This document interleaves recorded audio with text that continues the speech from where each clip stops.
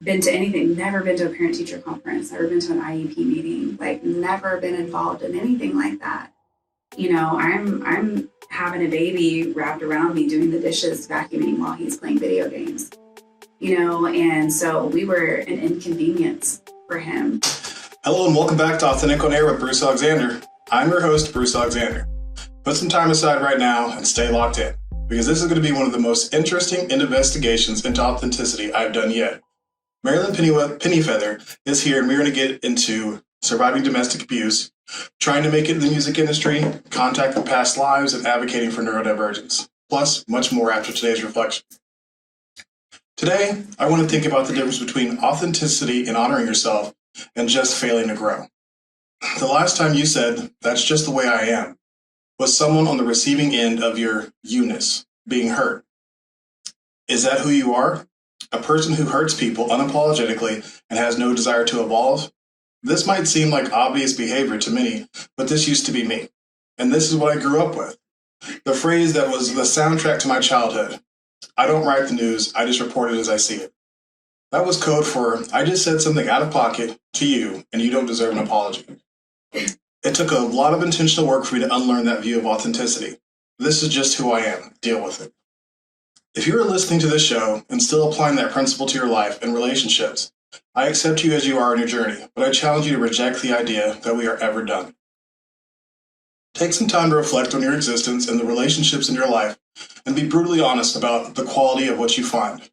Are the connections that are important to you suffering because of your stunted growth?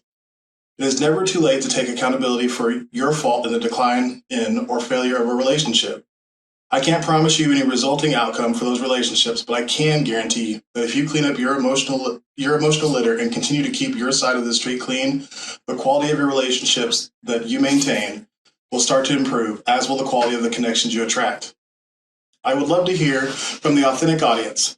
Tell me if you have embraced the boundless nature of personal growth, or if you've gotten stuck in the "this is just who I am" thinking. Go to the episode 24 reflection post on Instagram, Facebook, Threads, or LinkedIn at Authentic Identity Management. If you are tired of hurting people but need help getting out of that detrimental philosophy, type "stuck" in the comments section, and I will take the lead and contact you and set up a free 30-minute consultation to learn how I can help you start living more authentically. If you love the space we are creating or want to help advance my mission of making the world a safer place for authenticity, here are a few ways you can support the show. Leave a review and tell me what you think is great, needs work, or what you would like to see more of in the show. Follow the show on your favorite podcast platform or all the platforms you use. Use that share function. Send an episode of this show to someone you care about, or post about it in your social media feeds and in your stories. These are all free ways to support the authentic mission. If you aren't comfortable being a spokesperson for authenticity, you can be a financial backer of the Authentic Mission by going to Patreon and searching Authentic on Air with Bruce Alexander and signing up for membership. I am dedicated to the work of this mission long term, but I would love your help in more quickly making the world a safer place to show up as yourself. My guest today has the distinguished honor to be the first two-time guest with an asterisk. Taylor Doe did make a second appearance for a very special episode 20, where I took the guest seat in the Authentic on Air studio and he pirated my host title. If you haven't checked that out, put that next on your playlist right now. It was such an engaging conversation and a great opportunity to get to know me, my motivations, and my mission a lot better. Maralen Pennyfeather first appeared as guest as one half of the Marvelous Mistonic Muggles podcast team. She is back today to talk about her story as an individual, and this is guaranteed to deliver some fresh content that I have definitely not approached before. ADHD, autistic, disabled, musician, yoga practitioner, abuse survivor, stay-at-home mother, educator, advocate, visionary, Reiki healer are some, but not all the ways Maralen identifies. She characterizes herself as a jack of all trades and a master of many. I know already that Maralen and I don't agree on everything, but I loved her energy so much, and she carried that with her from the very start. As a fellow ADHDer, I appreciate her ability to be well-versed in so many facets, but even more so appreciate her support of the Authentic Mission. Through her own podcast and enthusiastic support of my podcast, and her use of social media as a platform, she is actively in line with the objective of making the world a safer place to show up as yourself daily. I'm going to end the intro there because I'm positive we are going to use up every moment of my 2-hour recording window engaged in intense conversation. I can't wait to get into it. Welcome to the show, Maralen Pennyfeather. Hi. I'm so excited to be back.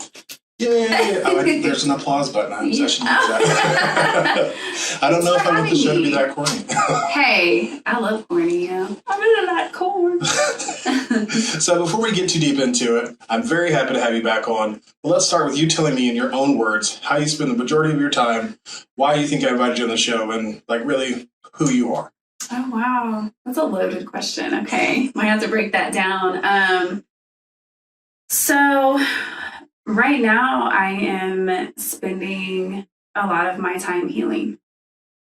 I escaped a 12-year domestic violence relationship last January. And so it's crazy to think we're coming up on 2 years already. Like it's went by really fast. But that has been my sole mission, is to heal. And I don't feel like anyone can ever truly be completely healed. And I don't think that that's the goal, because then that would mean that there's nothing left. Like, what's after you're healed? You know what I mean? Like, what happens when you get to that destination? So I feel like there's always ways for us to heal and evolve, like you said, ways to transform and transmutate our energy. And so that is really what I've been dedicating myself to, is just healing and resetting my nervous system. You know, when you are in a chronic state of survival mode,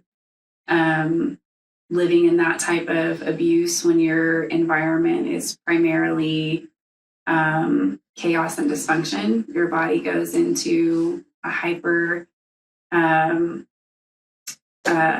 like you're more hyper aware, you're in hypervigilance, you're in survival. And so that sends your body into like a sympathetic state, and your nervous system can't regulate. So I'm trying to get back to the parasympathetic states and relax.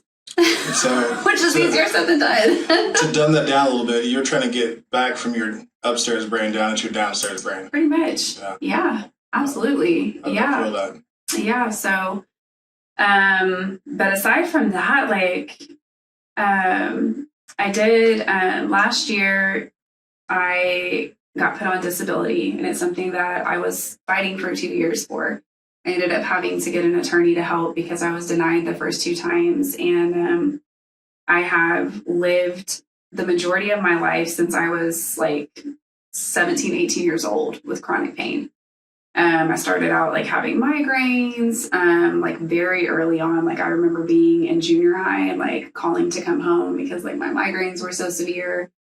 And then it just kind of like progressed to having like numerous surgeries for different things, being in a car accident that left me with nerve damage. And then as a result of being in violent relationships, like that is really like hard on the immune system. And so it develops like chronic illnesses such as like fibromyalgia, RA. And so I knew that I needed help, you know, and I struggled with working because like as an ADHDer, like it is really difficult to work. Like it's very hard to find a job. And I know everyone's experience is different. For me, I always struggled with having jobs. Like I've had like a million jobs since I was like 15, you know, grocery store, Walgreens. I will say like one of the funnest jobs I had was I managed a shoe store. I managed Journeys.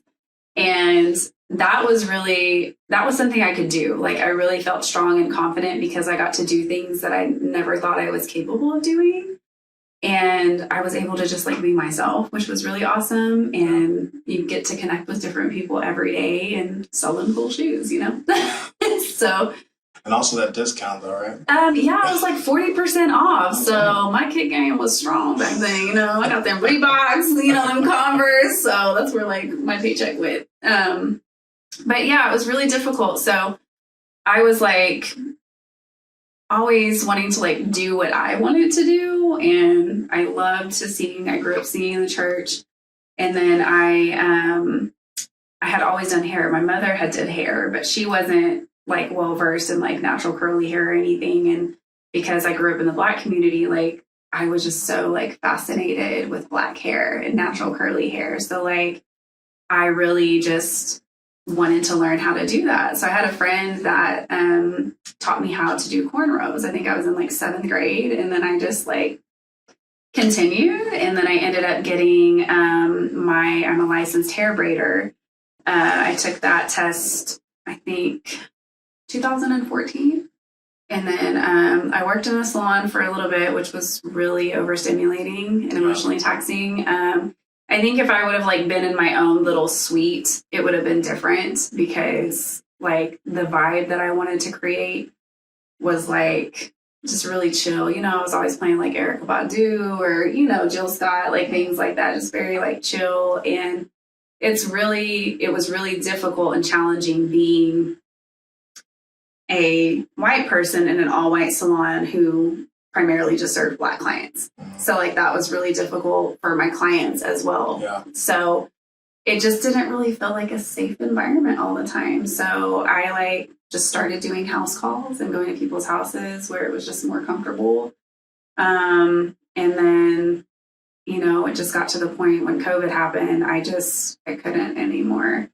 So my health was just like really declining. And so, yeah, I got on disability last year. And that has really given me an opportunity to like rest. Yeah. You know what I mean? And just do what I need to do to take care of myself, because I knew that I needed that to be able to, one, financially provide for myself and my kids, getting out of my relationship, you know. And so my mind just went blank. I forgot what you asked. I want to get into your relationship eventually, Yeah. but first I want to make sure we set the proper framework. Sure. So can you tell me how you define authenticity? Oh.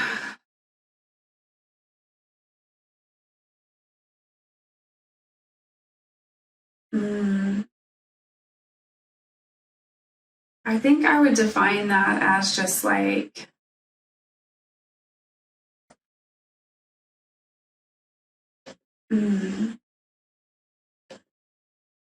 my brain wants to say like showing up as the highest version of yourself. And I think that sometimes it's hard to get there because we don't see ourselves there, especially like if you've been gaslighted a lot. So you don't really know how to like trust yourself or believe that you're capable of those things. But I do think that if you can envision what your highest self looks like, and I've been able to do that a lot with like doing shadow work and journaling, has really been helpful for that, you'll eventually get there. Yeah. You know what I mean? And just like having like, just like you talk to your inner child or past versions of yourself or whatever, I think when you can also talk to the highest version of yourself, like what would she say? What would he say? You know, how do you think that they would speak to you? Would they speak life into you? Light, you know, would they be uplifting and encouraging, you know, or would there be a lot of doubt, self-negative talk that I can't do this, or I'm not capable, or I'm not enough? You know, I don't think your highest self would talk like that, you know? And so I've really had to like put myself in that place to be like, dang, like I don't want to remain a victim my whole life either. So like, when do I get to like show up for myself, you know? So you think that authentic. Your authentic self has a lot more to do with aspiration and reality? I mean, can you reframe that? Yes, I can, because I think that saying it's not real is not correct. Yeah. Is it more about aspiration than perception? Like what you're currently perceiving as who you actually are? You think it's more about who you want to be and trying to have a conversation with that person? Not necessarily, because I feel like your highest self is who you've always been, but we forget through conditioning, through like through society telling us we have to conform, what we should and shouldn't be, the environments you were raised in. So I think it's the person that you've always been. So it's more about like returning home to that person, like a homecoming, you know?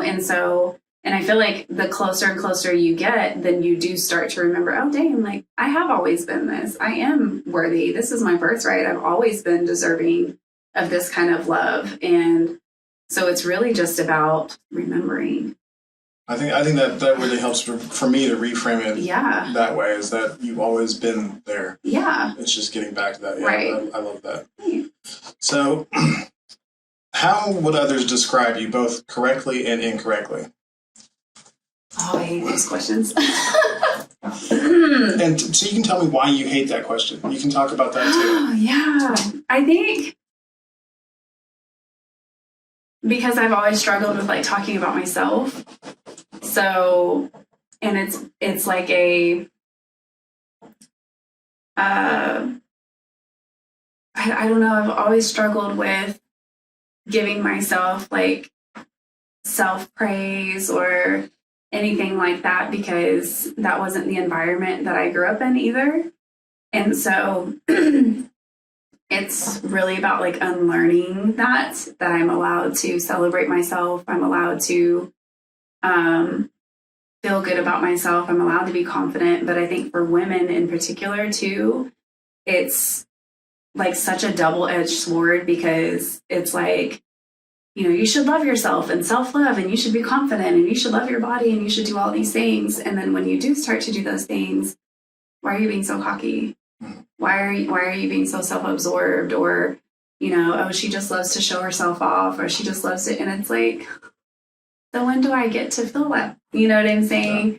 So, yeah, questions like that have always like, it's been hard to like talk about myself. So it's something I'm working through.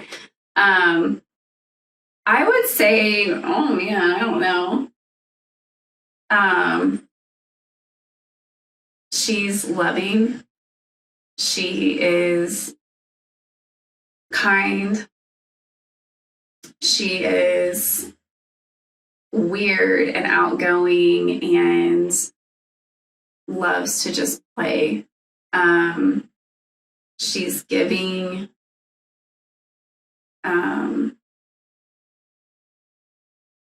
Eccentric, maybe, talented, like well-versed. And do you identify with all those descriptions? I do. So I think that's like a part of healing right now. Like, like in this moment, really just like saying those things out loud to myself, knowing that like those things are a part of me and not all or one define who I am either. You know what I mean? So. Yeah. I think that I'm really embracing the idea that those conversations of how would somebody else speak to me, both in this situation, somebody who loves me, somebody who knows me, how would they speak to me? And then talking to yourself that way, because I know that like I am definitely terrible about negative self-talk. Yes. You know, and the effect that it does to you is like, it's like the person who is supposed to love you the very most is giving you just terrible feedback and criticism all the time. Yeah. And your body can't really tell the difference. No. So you're wearing that. And so I think it's really so important to think, how would somebody who loves me describe me? What would they say? Right. And then realize that you love you. Right. So maybe you should say those things to yourself. Yeah, it's easier said than done. It's so 1000% agree. I know it's hard. It's really hard. And I think that's a part of like working through ego, because like I think when we talk about like ego death, like of course we're not meaning it in a physical sense either, but I think the goal isn't to get rid of ego, because everything is about balance and ego is a part of who we are, but it's more about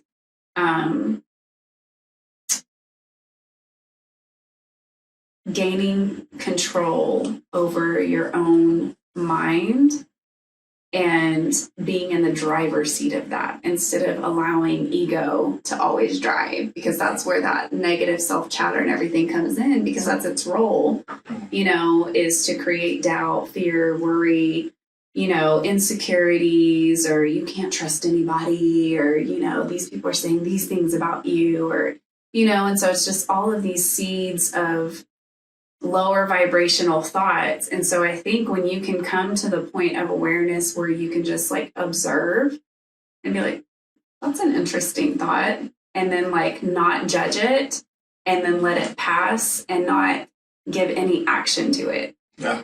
Where like you don't internalize that and just be like, well, that's a weird thought I just had. Well, it's not true, because thoughts are just thoughts. So we get to choose what we accept as our truth or not. And that's really hard. Like if you were abused as a child, or you grew up and entered into traumatic relationships, or, you were gaslighted, like there's so much insecurities and lack of just inner knowing of yourself, because you've been told of who you should be, that it's hard to really curate what that means. You know what I'm saying? I just feel like it's very hard to navigate through as like trauma survivors, because gaslighting causes like such severe psychological damage. And so like really gaining to learn that you can trust yourself and your intuition is like probably one of the hardest things to heal from. I definitely, my intuition is not something that like I have a super strong connection to, but I know how hard that can be, getting back to something you're supposed to believe. Yeah. And, you were talking about having emotions and just observing them. I saw a video this morning about, it was like, oh, that was an interesting emotion. And it was just a floating by, and then you just moved on. And it's funny because I think that it's so easy for me. Like I will have a positive thought about myself, and I do that. It's like, oh, that was great. And then like it just in one ear out the other, it happened. But like I look in the mirror and I think, oh man, you're so overweight. And I never let that just flow through. Yeah. That's the one that's like, well, now I'm going to just ruminate on that thought, and I'm going to, I'm going to beat myself up and make myself like, I would love to be where I can have both positive and negative thoughts and just let them flow through and not hang on to them. So that's the goal, right? I resonate with that so heavily because, like our bodies are ever changing. We're not 12 years old anymore. And I think like, I know that there's like stigmas on both sides of like such pressure to like look and be a certain way. But like with women, like, again, there's that like, look young, you gotta look young, everything. And it's like, I'm not 12 anymore.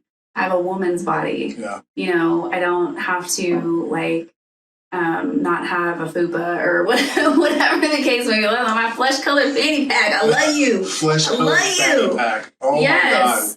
Yes. Wow, that's brand new. It's so great. You should coin that term. This is where like, the Doritos sit, and Taco Bell, like, But like I think that when you can have like a balance and like, for instance, like with food, I always had a really negative relationship with food. And a lot of that was like developed from my abusive relationship, because he was like super into working out. He had done steroids since he was 18. Like all the food was always regulated in the house. Like the nitpicking with me started like, within like the first 2 months that we were even together, just slowly picking at you and making you feel insecure about yourself. And like, the way that narcissists will do it, they will give you criticism and try to say that they're doing it for your well-being, like they're helping you. And so because you love that person, you believe them, like, okay, well, I trust him. Like he knows what he's talking about. Like, and so that became a really like heavy thing for me. And I, when you have like ADHD, like you hyperfixate. So then I started having terrible like anxiety around food, because then it felt like everything I ate was just shame. Like nothing that I ate, everything had a wrong ingredient or carbs or whatever, or fat and macros, counting your macros, and you got to have a certain calorie intake. And you went over your calories for the day. And like, I mean, I had my fitness pal, and there's nothing wrong with tracking your food and doing those things. But being in an abusive relationship, it was wrong and it was not okay. And it was very detrimental to my health and how I viewed myself. And I remember like the last 2 years that I was in that relationship is when I really started my healing journey, where I was still in there, which is crazy. And I stopped working out. And it was just like I couldn't do it anymore because it wasn't fun. Like I hated going to the gym. Like I preferred to like go hiking or ride my bike or dance, or you know what I mean? Like I just hated the gym environment. It was just such toxic masculinity all the time. And like I hated being sexualized going to the gym, you know? And so I stopped working out, and man, it was like shame. And I just remember being so proud of myself for like standing up and like, you know, if me and the kids wanted ice cream one day, I would go get ice cream, and he was just like, you don't need that. And I'm just like, but I want it, so I'm going to go get it. And he was just like, well, I can't eat that or I'll be over my calories for the day. And I'm like, okay, well, you don't have to eat it, but I want ice cream right now, so I'm going to go get it. Yeah. You know, and like I was really starting to like set boundaries and stand up for myself. And I remember being in the kitchen one day, and like the sun was just shining and I had shorts on, and he started laughing and he was like, oh my God, what is that? And I just immediately knew that he was talking about cellulite on my leg, which cellulite is not even a real thing. And we'll talk about that later. But like, and he was like, when did you get that? And I was like, oh, are you talking about my cellulite? I was like, it's always been there. And I was like, don't you love it? You know, and I was just like being super sarcastic. And I'm like, you know, it just made me realize like everything is projections, you know? So like he was projecting his own insecurities on me, but that doesn't mean that it didn't linger, because it heavily did. And I've struggled really hard the last 2 years to like have self-acceptance for my body and the way that it's changed, because it fluctuated so much. Like before I left, like I got down to like 105 pounds. Good Lord. And how tall are you for people who are 5'1"? So that's, yeah, that's like a, 14, 13-year-old. My daughter outweighs that by 15 pounds. My 12-year-old weighs like 180 pounds. So like everyone was, you know, bigger, taller than me. And last year I was really doing a lot of body work. And I mean like forcing myself to stand in the mirror naked and look at every inch of me and like touch myself, get familiar with like honing in on my sensuality, my sexuality, and like all of the parts of myself that had been violated, and having to really regain like safe physical touch with myself. And that was really important for me. And so, I mean, like in the last like, you know, year, I mean, I've gained like almost 20 pounds. So I feel like that's a great thing. So I want to kind of stay at that moment, because I like talking about standing in the mirror naked and like spending time with yourself there. That makes me feel super uncomfortable. So that means like I want to talk about that a little bit, because I've never been sexually abused. I've never been in an abusive relationship where I was the abused. I feel like I have been unintentionally abusive, and I have been a very bad partner many times. Even in my current marriage, I had to grow a lot before I could say I think I was a good partner.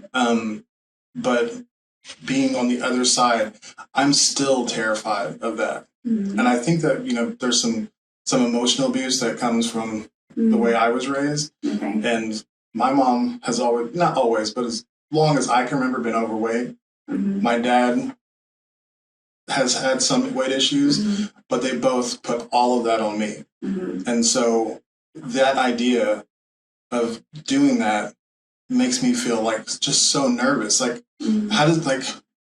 how often did you do that? What were your takeaways? What were the benefits? And like, what was the thought process? I still do that because it's still hard. You know what I mean? Because like my body literally will change like from week to week. Like I mean, I can have one day I wake up and like my stomach is so bloated. It looks like I've gained like 4 pounds, like just overnight. And then I'm like, nothing fits, And so like, it's still like a daily struggle. And I just have to remind myself that like, I am doing the best that I can. And I'm making mindful choices. And because I had to like really stop labeling things, because everything was always labeled as like good and bad. Like this food is bad, this food is good. And I started following like, she was like a kids nutritionist, and she teaches like eating in color and like mindful eating. And I like using that term better because I feel like when we put labels on things, it really limits, how we view food. And then plus like the way that our food is now, everything is like genetically modified or there's preservatives. It's like, you really are just doing the best that you can because this is what we're given. So unless you're growing your own garden, like everything has shit in it and like it sucks. You know what I mean?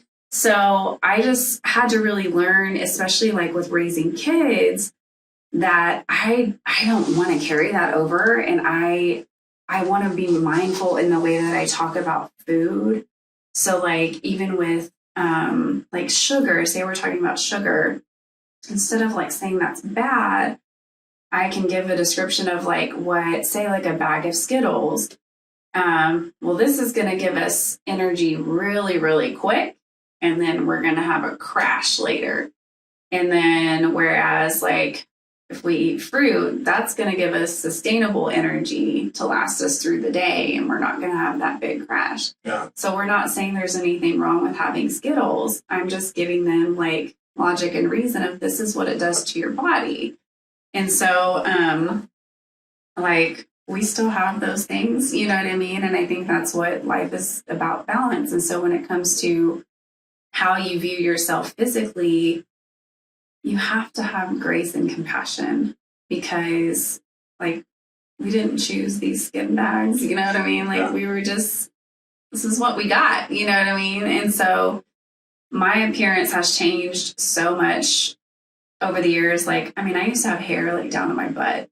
And that was always like, I felt like that was like my sole identity for like the longest, because that's how everybody like would identify me, was like by my hair.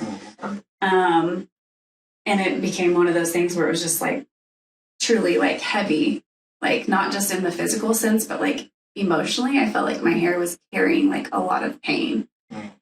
So, I mean, even just yesterday, I mean, I just shaved it because I was just like, ugh, I just want to feel free, but it's still like a daily struggle. I still look in the mirror and like I grab my stomach and my sides, and it's more like, I don't look at it as like disgust. I'm just like, that's interesting. Like my body is like changing, you know what I mean? And is that really what you're thinking, or is that what you're trying to think?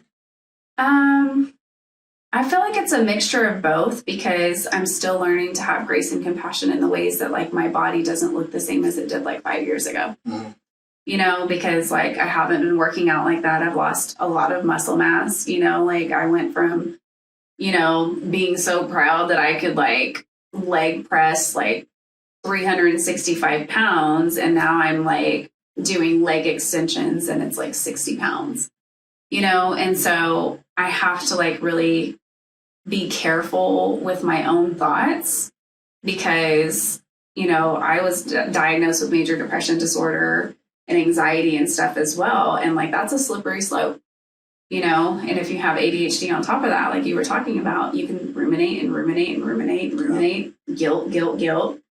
And so I think it would be very dishonest of me to say that I didn't have those thoughts about myself. Like, I think that that's just a part of being human. Like, I don't really feel like anyone is ever 100% happy, like every single day. I think that's an unrealistic expectation as far as like happiness is not really the goal. No, it's not. My wife and I have had this conversation many times, because I used to say, really, I don't care. I just want to be happy. And that's not at all true anymore. Right. It's like, I want to live a life purpose. Mm. I want to be purposeful. Wow, yeah. Yeah, I want to have intention. Those are the things that are important to me now. It's like there's going to be pain and there's going to be suffering, but I want to be living for something. I want to live for my children. I want to live to grow. Yeah. And, and that's the difference. It's like, I just want to be happy. And I was happy spending 12 hours a day on the couch, watching golf, watching TV, playing video games. And I was, quote unquote, happy. Wow. But looking back on that time, I was like, wow, that was a lot of wasted time. That's huge, though. Yeah. I love that. Thank you. I really do love that. Pat on the back. That's great. Yeah, air high five. Yeah, I appreciate your openness about that because, I asked that question because I don't want anybody to think that you're ever fully there. No. A lot of, especially whenever it comes to fitness, people will say, like, my body is amazing. Like, I look at my body and think how great it is and how much I love its function and this and that. And it's like, you might think those thoughts, and I'm really glad that you do. But if you deny the fact that those other thoughts ever come up, then you're not being authentic. No. And you're putting out a false narrative out there to people who are going to aspire to that and then beat themselves up when they fall short. And that's what I really just want to avoid any more of that. Yeah. Of adding that into the universe of. It's like a toxic positivity. Yeah. You know what I mean? And like, that's the thing. Like I think one of the things for me was like, because especially he was always too, like I had as a child and even as an adult, like my mother would make comments on my body.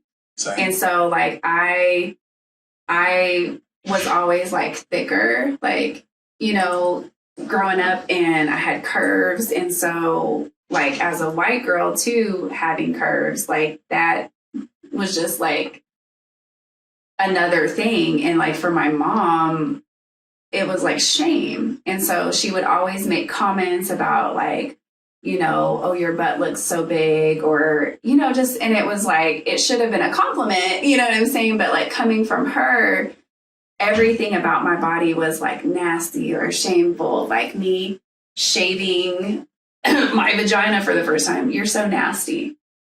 And I'm just like, what is nasty about that? Like, why do you have any say in this conversation? And it's just like everything. If I, wore certain clothes, or anytime I changed like, she will tell you, like, I don't like it. And I'm like, well, then don't cut your hair that way. White women have been America's standard of beauty for a long time. Yes. And it has only become like, really, I'd say in the last 10 years, maybe, has it been widely accepted for a white woman who is on the thicker side to be considered widely attractive. Yeah. And I think that's crazy. Yeah. Because, that's the natural state of many people's bodies. Yes. And the fact that we ever had like an ideal of what standard beauty was is really one of the most ridiculous thoughts that I've ever bought into. Even Marilyn Monroe was like, I think, a size 14 or 16. Marilyn Monroe she was thick. Yes. And so like, it's wild to think that like how that got there, even for body hair.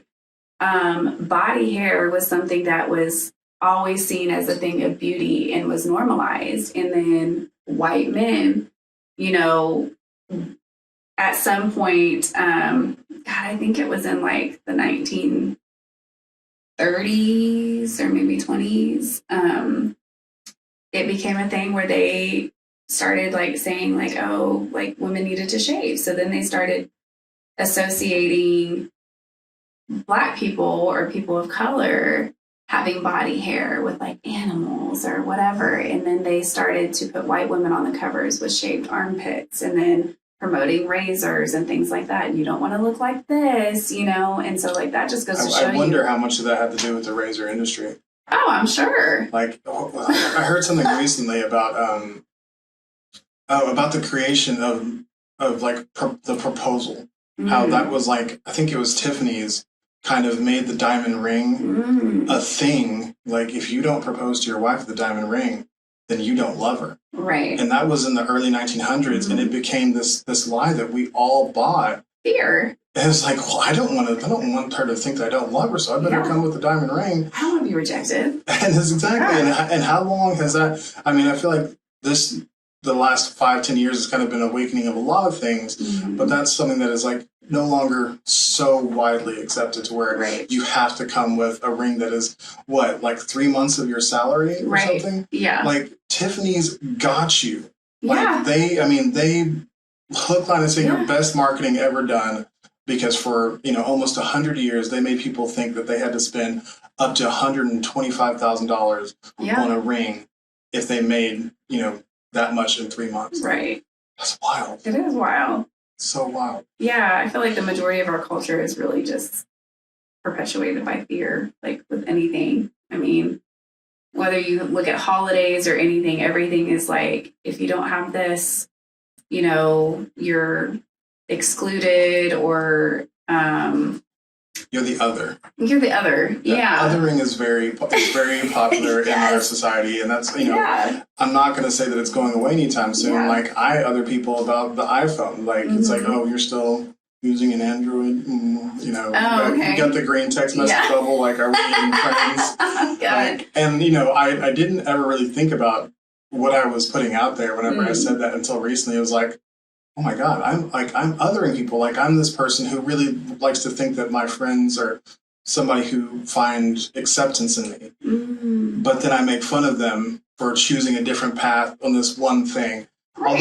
Although it's jokingly, it's kind of toxic. Yeah, it is. And it's like, is that what I want to put out there? Yeah. And so I've had to, look at that. So that's great. You said something a while back that I want to get back to.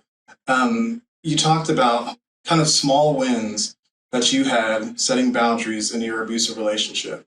It's often looked at kind of so black and white, like either you leave or you're losing. Do you think that it was necessary for you to like build a foundation of small wins to have the kind of base built to actually have a successful exit out of that relationship?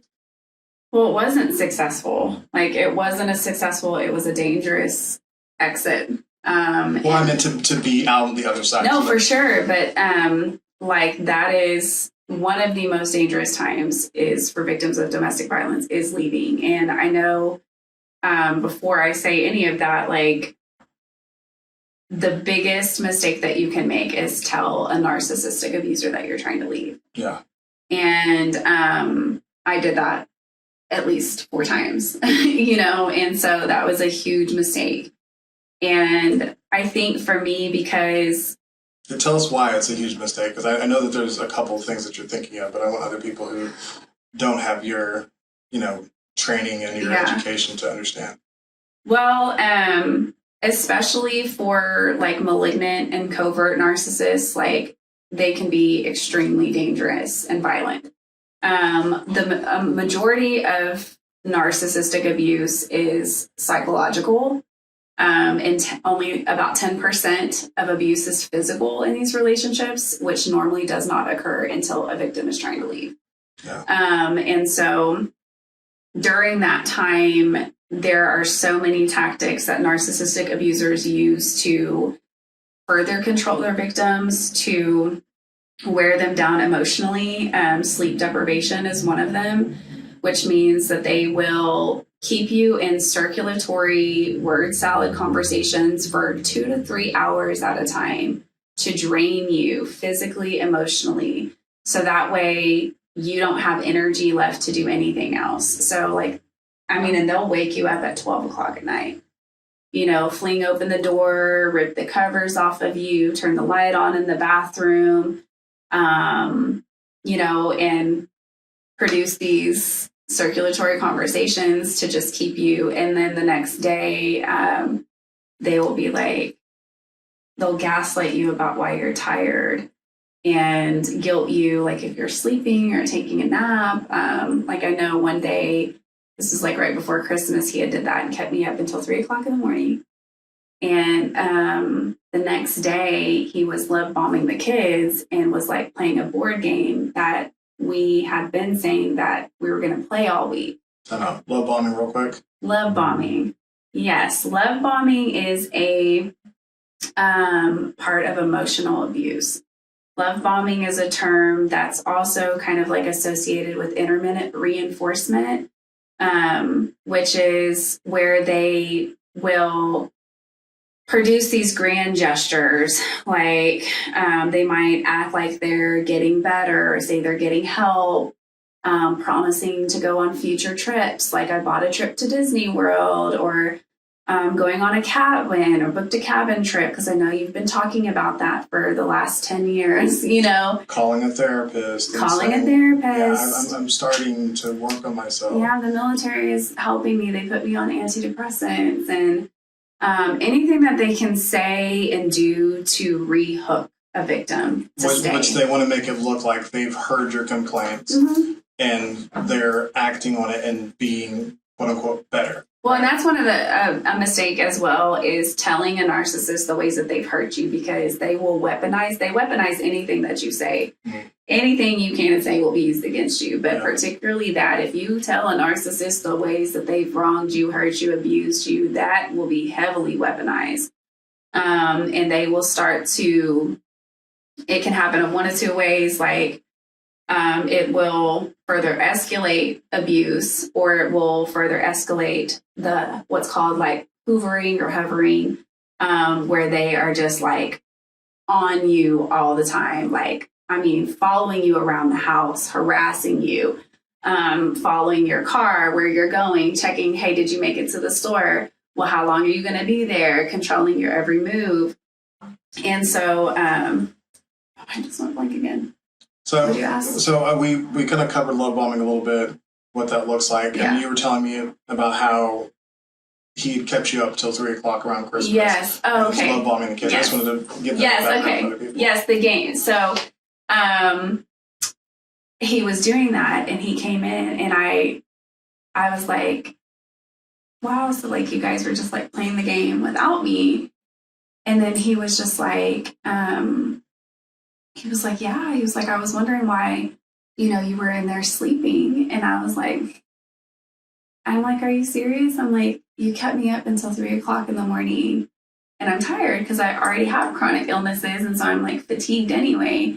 And he was like, yeah, it's probably because of like, you just drive around so much all the time, and you're always going places, picking the kids up from school, going to the grocery store, little things like that, you know. And so like, that's a way of like gaslighting you. And then to say like, I don't know what you're talking about. Like, that didn't happen, you know? And then like, oh yeah, like me and the kids had so much fun, you know, things like that. Yeah, we really wanted you to come out there and play, but you know, you were taking a nap, you know? And so it's a way to weaponize the ways that they've hurt you, and to continue to do that. And they will use the children in order to do that, especially if you have children with a narcissist. So, you know, the original question was like, did you feel like that foundation of those small wins created a successful exit? And so we kind of figured it was not a successful exit. It was a dangerous exit. It was. But you were successful in leaving. Correct. And do you feel like that would have been, I guess I do. If you listen to the previous episode, we kind of talked about how she did leave once and she ended up coming back. Were you lacking that those boundaries that you had started to set, and that confidence you started to gain in yourself whenever you left the first time? Oh, absolutely. When I left the first time, this was 2018, and actually the previous year, so we chose to have another child in 2015, and I had my tubes tied. Did we choose, or did... We both chose. Okay. Like it was a mutual agreement. Like, I took out my birth control. Like I had always wanted 2 children. And it was one of those phases, like, they will say things to pretend to play like they want things, or, you know, you're doing things together. And then when it happens, like, they have no interest in raising their children or taking care of their children. And in fact, many narcissistic abusers are often jealous of like their own children. Like, I had like a Facebook message when we first got together, and that's how we communicated even when we were overseas. We spent the first 3 years of our life in Japan, and Dakin, my son was sick one time, and I sent a picture, and I was like, he's, you can tell he's not feeling very well because he's just been wanting me to hold him like all day. And he was like, that's him. And just having that type of reaction to any attention that was not on him, even with his own children. And so back to your question, I felt like having boundaries, that was something I didn't even know was a thing, because I never was taught boundaries as a child. My mother overrode that all the time. Like, I had no privacy, or, busting in my room, or always, what are you doing in there? What are you doing in there? And I never had any privacy. Was your mom a narcissist? Yeah.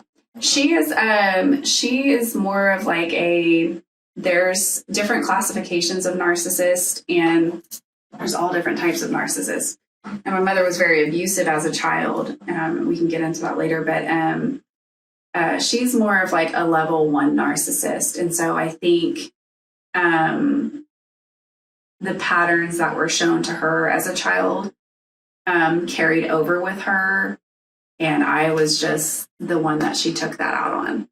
And so like now as an adult, she still is who she is, but she's not physically abusive. She's not emotionally abusive. And it's more of something that I've had to reparent. Yeah. You know what I mean? And set boundaries. And that's a whole healing journey itself. We'll go down that road. I will briefly say, Yeah. For anybody who's listening, if you don't know this, whenever you become an adult, you're supposed to start parenting yourself. Yeah. And this is something I never considered. I didn't ever think about that whole thought process until this year. Mm-hmm. I consider myself a pretty progressive and person who's like really focused on my personal growth. Mm-hmm. But I never thought about the fact that in the absence of your parents, mm-hmm. it becomes your job to do what your parents were supposed to do. Mm-hmm. And if they did it wrong, you gotta start further back, mm-hmm. and you gotta, not wrong, if they didn't do what you needed, let's say that. Yeah. Because, for whatever reason, we gotta have grace for our parents. And yeah. We're still holding them accountable. Yes. We're still holding them accountable. And I was actually gonna ask that. Yeah.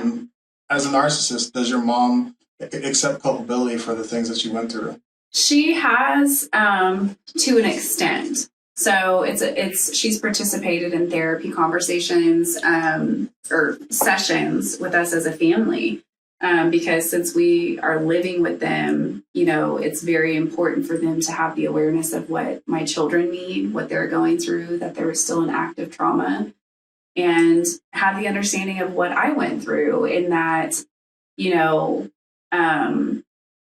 this is not about placing blame, and I don't need an apology or anything like that. I spent like 30 years of my life like blaming my mom, for things, and it wasn't serving me, And because I was seeking that from her. I just wanted her to hear me and validate my pain. But I had to realize like she wasn't capable of doing that. And so I needed to give that healing and like love to myself, because I was searching for that outside of me. And so fast forward to now, like she does. And my mom is she's always been capable of empathy. Like she's always had great empathy. And she's super, super like helpful with other people. And now granted, like with narcissists, like that's a common thing. Like they're more kind, more helpful to other people outside of the house than they are with you. But I think now that I'm able to have clarity, and even just within the last week, I've had really beautiful childhood memories that have came up with my mom. And so that's been very healing for me because I was always, when you're in active trauma, like your body blocks out everything else. And that's all you can remember is the bad. Yeah. And so it was very important for me in my healing journey to remember the good things. So I would get out photo albums and like look at pictures so I could see my face, see my little eyes, and see like what I was feeling in that moment, And now, you know, she's opened up about her childhood, and she's in a more receiving space where she's able to see in the ways that that carried over, you know, and I think that's been such a beautiful thing. And she's getting less reactive and less reactive because, you know, as a child, it's not your job to parent your parents. And I've had to like really understand that she didn't have an example of what love was. Her mother never told her she even loved her. And like there was a situation that happened, and it's like if you would try to address something with her, her immediate response is to get defensive and deflect. And I remember looking at her, and I grabbed her and I looked at her and I said, I love you. And I said, no one is attacking you. You don't have to get defensive. I love you, and I'm coming to you with love because I love you. That's why I'm telling you these things, so that way we can learn how to communicate in a healthier way.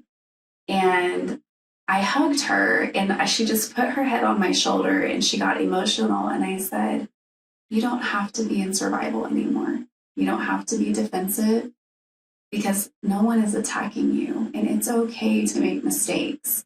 But like having these conversations is important, because this is how we course correct. This is how we literally change DNA. Yeah. Is by having these uncomfortable conversations. And I remember being in a therapy session, and the therapist, my mom, you know, was disassociating and deflecting. And she was like, she validated that. And she said, I can see that you're really struggling to stay present in this conversation, and it's uncomfortable, you know. And my mom got emotional, and she was like, it is. And she said, because we didn't know that she was going through that. And so it was very hard for her to like accept that that was happening. And especially with the kids and the things that my children have experienced at the hands of their father. Yeah. And so that was very hard for her. And she was like, I just feel so helpless because I didn't know, and I didn't know what to do. And it's like her and my dad were saying, you know, they kind of always had some type of like inner knowing, but they were afraid to say anything. And they were like, you know, because we didn't want to upset you, or, you know, we just wanted you to be happy, and, you know, things like that. And that inner knowing was that you were in an abusive relationship? Yeah. Like I think they knew from the beginning, because of things that happened, and that were in my own house, like with him. And then times like when me and the children would come stay for a week at a time, you know, and so, but never would say anything why, you know. And so I think they had an inner knowing, but it was really hard to know what to do as a parent. And too, because real quick, I have another question. Yeah. Is narcissism a state that you can move out of, or is that something that you are a narcissist? Because it seems like your mother has moved on the spectrum of her narcissism and being able to be more mindful of other people. So, you can have narcissistic traits that you have carried over from a parenthood-child relationship, but true NPD is often something that is not curable because it requires taking accountability. And that's why, like, God, I think it's like maybe like 2% or a little bit more people get diagnosed with NPD because nobody wants to go to counseling or therapy, like, because that requires accountability. So do you think that your mom just had narcissistic traits that she was conditioned in? Absolutely. Yeah. I don't think that she has NPD at all. And this is also something coming from my therapist, who is a clinically trained in narcissism, and she's a psychotherapist. And that's very important too when looking for a therapist. If anyone, victim survivors, have experienced anything like this, even if it's just from a parent, is making sure to find a therapist that is knowledgeable on narcissism, because it is a slippery slope if you don't, because there are many, like even spiritual gurus, counselors, therapists that can really do a lot of damage to victims. That way they will further gaslight, self-blame. They will try to encourage victims to stay with abusers, to work things out, to reconnect with their parents and make it their responsibility. You just need to forgive. You just need to forgive. And so without having someone that has that type of training, you just have to be very careful. And then if there's people that are in relationships with narcissistic abusers and they get into a relationship like that and they don't have a therapist that is trained, they will manipulate those therapy sessions. Yeah. And I mean, I had that happen in our first session because it was with like a church counselor, Yeah. And it was like, I had religious indoctrination so heavily too, But yeah, like it's been really healing for us as a family, especially being in my childhood home that like caused me so significant pain, to be in a place where love can grow. Yeah. And you can heal in small spaces. And I knew that if I could bring healing in that space, the space that I was hurt in as a child, that I could do anything, And so I really let that like heal me. But I want to go back to your question about when I first left. Like, real quick before you say that, I just want to. You said finding somebody, a specialist in narcissism. Mm-hmm. I just want to make sure that if you're dealing with any specific, like, I don't know, like personality or like disease or mental problem or whatever, I would always highly suggest finding a specialist in that thing. Because, I mean, if you have cancer, you're going to go to the oncologist. Correct. If you just have, if you have general, like, I don't feel great mentally, that's just like a general psychotherapist. Just like you just go get a physical from a general practitioner. So just, find the person that's right. And I was talking to Dan Moyer in last episode about finding somebody that you like. And by like, I don't mean that is telling you everything that you want to hear, but somebody that you feel like you can open up to. And I was going to hold you accountable for you. And like, I know, like, man, it took me 4 sessions to be truthful in my therapy session because I was in such a state of denial, and she already saw through me, and when I finally, told her the truth, that I was just like, I need to get out. Like, I'm trying to leave. She was like, there she is. You know what I mean? Thank you. Yeah. Thank you. Like, so, I just wanted to say that real quick. So you wanted to go back to... Yes.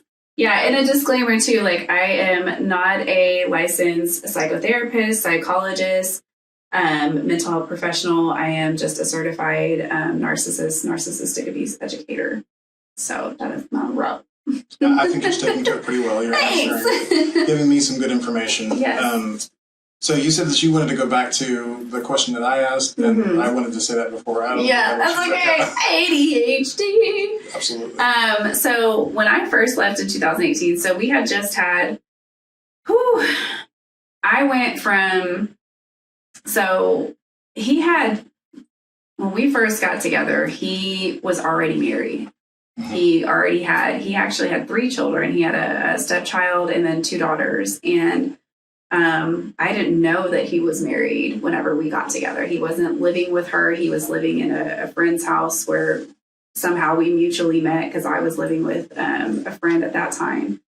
And things just happened like super freaking fast. I mean, like within 7 months, I was married and pregnant and moving to another country. Wow. Yep. So his divorce went really quick as well. Absolutely. Yep.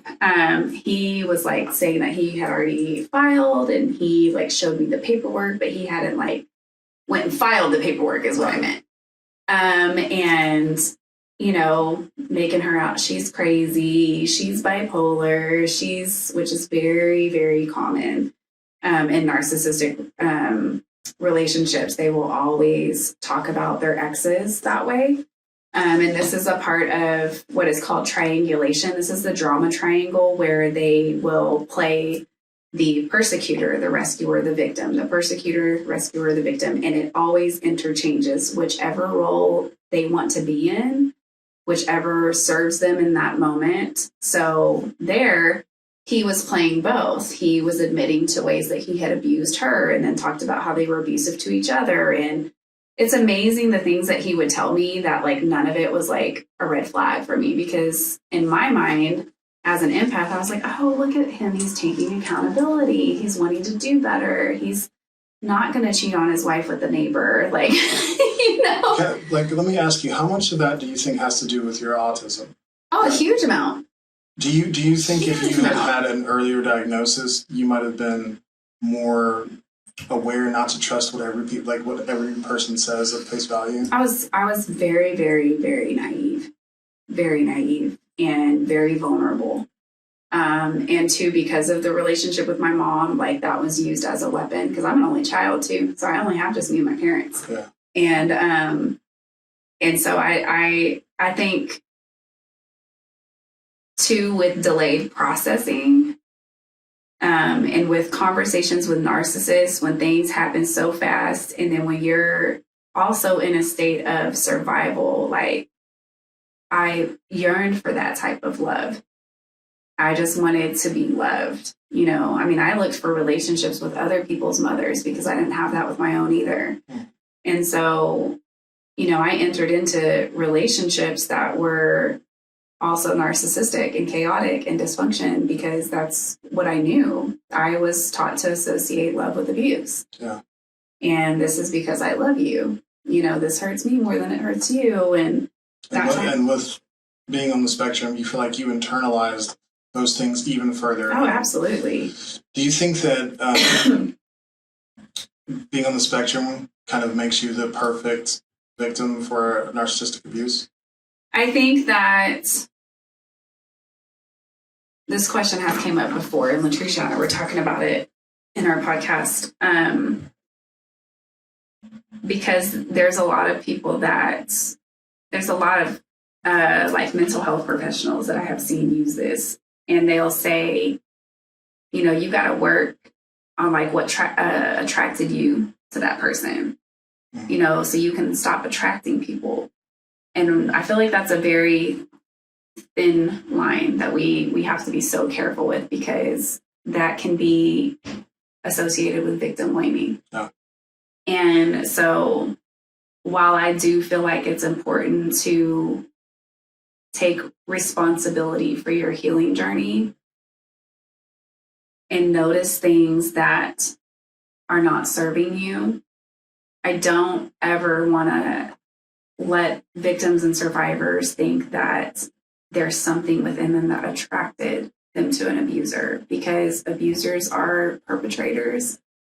They are predators. And so they know exactly what they're looking for.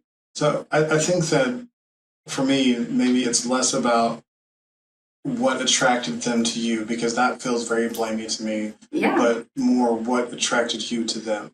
Mm. Like, I feel like that distinction is very important, because there are some pretty strong signals that are given early on that, kind of like alpha male behavior that a lot of women can be attracted to, Mm-hmm. that if you're not careful on, what you're actually looking for, Mm-hmm. you're looking for abuse signals. Well, and that's a part of like the nervous system being conditioned to associate that with love. Yeah. Okay, so that is not a fault of your own. That's a fault of your childhood upbringing of not having a secure attachment style. So it's very disorganized. Your nervous system is searching for that release of dopamine and cortisol. Where's the highs and lows? Okay, he's talking shit to me one day, and the next day it's, I love you so much. So those are those little doses of niceness and breadcrumbs and leaving you a little trail to keep you on the edge of hope. You know what I mean? Yeah. And so when we first got together, there wasn't any signs like that. Within the first couple months, the signs that I see now, I didn't see them because they were so subtle, but yet so obvious at the same time. Like I have Facebook messages from when we first got together. And because my Facebook or his Facebook used to be my Facebook, but he coerced me to create a joint account within the first month we were together. I'm sorry, that seems like a pretty obvious but in my signal. mind, I'm like, he's so caring. He just wants to be with me. Yes. No. Future stuff is like, girl, run for the hills. And so like I definitely don't ever want to victim blame. Like I'm so sad for you then, but I want to encourage people to know better so that doesn't happen. That's why we're having these conversations. Yeah, and so like it's so hard to like say that wasn't obvious, but also say like I understand that you didn't see it at that time. Yeah, I wasn't in a conscious state of mind. Yeah, that's when you're in a state of unconsciousness, like when most people say, like I had an attorney say to me, yeah, but you did know better, and I'm like, but I didn't. Because if I did, I would have done differently. So I was doing the best with the information that I had at the time. And I didn't have the wisdom and the educational tools to know better. So to say that is really invalidating because no one that's in a conscious state of mind would actively choose that. Let me add something to that because I think it's really important to say that, everybody says know better, do better. I believe that, but also as a neurodivergent, that's not necessarily true. No. Executive function is a real thing, and my ability to know better and to do better do not always connect. No. Like I want to say that if I know better, I'm going to do better. I promise. Like I'll say that, and often I do, but when I don't, I have to have grace for myself, and I ask it from the people who love me as well. But it's important for me to understand that I'm not always going to do better. Yeah. But that's also part of knowing better and doing better is like having grace for myself because I know that just because I know better, I'm not necessarily going to automatically do better. It takes a lot of repetition. Practice. Yeah. Yes. Yeah, but like when you're talking about abusers though, like the difference between like apologies is like the person is validating your emotions. They're taking accountability for the ways that they've hurt you. And it's not, their apologies aren't self-serving, which with narcissists, when they apologize, it's, I'm sorry, I'm such a piece of shit. I'm sorry, I just can't do anything right. It's never about you. It's never about the ways they've hurt you. They're sorry that they got caught. It's that way the victim is the one that is consoling the abuser. And that is so wild. Like one day I was sitting on the couch and he came and just slapped me in my face and thought it was like funny. And because he had a very sadistic way of like playing and always wanting to like play, fight and things like that. And I've already had set boundaries of like, I don't do that and I don't play like that. It's not fun for me. And that turned into literally a 3-hour conversation and where we just went in circles and it just became like, you just hold on to everything. You just hold on to all of my past and you just can't see me for who I am today. And I'm like, but that's a part of keeping you in that cycle because they want you to have an emotional reaction so they can be like, look at how you're acting. And I have voice recordings of that, of him literally saying, wow, look at how you're acting right now. And I'm like, how am I acting? And he's like, you're being so loud. And I'm like, I'm literally talking to you. And like, it makes you feel crazy, but that's the point. Yeah. They want you to feel crazy. They want you to feel like you're the one that's in the wrong, that they're not. That's what gaslighting is, to make you think that everything you've experienced didn't happen. Like he could go from admitting that he did something one day and the next week, what are you talking about? Oh. That never happened. And you're like, we just had a conversation about it. He's like, I don't remember that. And I'm like, what? Here's something I struggle with is I do that all the time with ADHD too. It's like, I'll say that, yeah, that makes sense. I'm sorry that happened. Yeah. And then we'll have another conversation about something similar. I'm like, I don't remember saying that. That's different. I know that it's different, but I want to ask, how much grace do you think you should give your past narcissistic abuser? Like, do you think they deserve I mean, everybody deserves forgiveness in yourself, but like, does he deserve actual active forgiveness? That's a hard conversation. That is, I think I've really struggled with that, because one thing with forgiveness is that I've learned it's not for you, it's for me. Because, and I feel like it has to be a choice. And I think that people should choose to do what feels good for them. I do feel like acts of unforgiveness, not for the person, but for yourself. Acts of, like, when you're not forgiving yourself, that's more detrimental to your health than anything. Yeah, it's holding you back. It is. And like, I feel like it's also a part of like allowing the other person to still have like control. And I don't want any part in that. You know, I deserve to be free from that, you know, and I deserve to like break those chains and allow myself to fully just be loved in the ways that I'm deserving of. And like, I don't need an apology from you, and I don't need to. But as a full-on NPD, do you think that he ever had a choice to be somebody different? I do. I think that, well, it's really, really hard to dissect those, because it's a family system. Okay, his mother is very narcissistic. She's very, very psychologically abusive, and not just with him as a child, from what I know, you know, but with me, with our children as well. Very manipulative, and a lot of narcissistic mothers that have boys have a very emotional incest relationship with their sons. It's an enmeshment. So they kind of like look to their sons as like, it's their job to fulfill emotions for them, regulate, you know, especially if they're single moms. You know, they might dress their boys in ways that they would see grown men dress, or, you know, whatever, putting them in modeling, like fulfilling those roles. And so again, everything comes back to her and how the child is serving her needs. And when you don't serve those needs, then you're rejected, you're given the silent treatment, you're isolated. And so for him, I spent a lot of our relationship like trying to justify his abuse. Yeah. And that's grace and compassion and hope.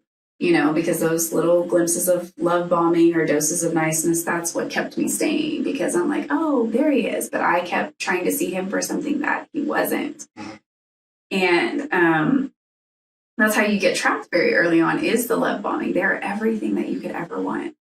They're opening car doors. They're taking you out on dates. They're loving you and giving you affection and all of these things. And then they're saying all the right things. And so, man, and then when you get in it, it's the complete opposite. And then it's like, who was it? So for me, when I was in a whole nother country, completely isolated, like, what was I going to do? I don't have any friends there. I don't know anyone, you know? Oh, I have a cell phone at that time. You know what I mean? And so, you were talking about childhood. So there's a soul splitting that occurs. Like, this kind of applies to Tesla's like 369. Okay. I don't know if you're familiar with that. The Nikola Tesla, like, yes. Yeah, I was not thinking it was like the car. What? Yeah, it's like, so there's different developmental stages that happen, like not only on a neurological level, but on spiritual level, like as you develop as a child. And like attachment styles, like, you know, 0 to 3 months is a very important stage of where the child learns that they have a safe connection. When they cry, are their needs getting met? Or are they cry it out method? Are they being left alone? So then they learn not to cry, you know, things like that. And so a soul splitting can occur, and it usually happens around the age of like between like 7 and 9 is really when a child starts developing like their sense of self, who they are, trying to form their own identity outside of their parents. Well, when you have a narcissist as a parent, you are an extension of them. You are not yourself. You're not allowed to be yourself. You're not allowed to have your own identity because you are an extension of them. And you have to be and do and say and act how they want you to act. And if you're not those things, well, then I'm going to reject you. And if you don't fulfill those needs for me, I'm going to reject you. So it's all a cycle of, I love you when you do the things that I want, and then I reject you when you do the things that are not what I want. So it's a cycle of rejection, abandonment, love, And so I think... you said as a child, if you are the child of a narcissist, which I'm increasingly sure that I am, you will find that doesn't stop just because you're an adult. No. My last conversation with my mother was, she was very, very, very upset at me because I wouldn't vaccinate our kids against COVID. And I told her, like, hey, we're going to have stuff that we disagree on and need to be able to move on. Yeah. Because, I don't want this to be what defines our relationship. Mm-hmm. And she started yelling at me, and I was like, you always do this. Mm-hmm. You always, make everything about you. Like, and she's like, oh, now you're going to start talking about how crappy your childhood was. And, she just was really upset. And then she said, if I could change anything about you, I would change.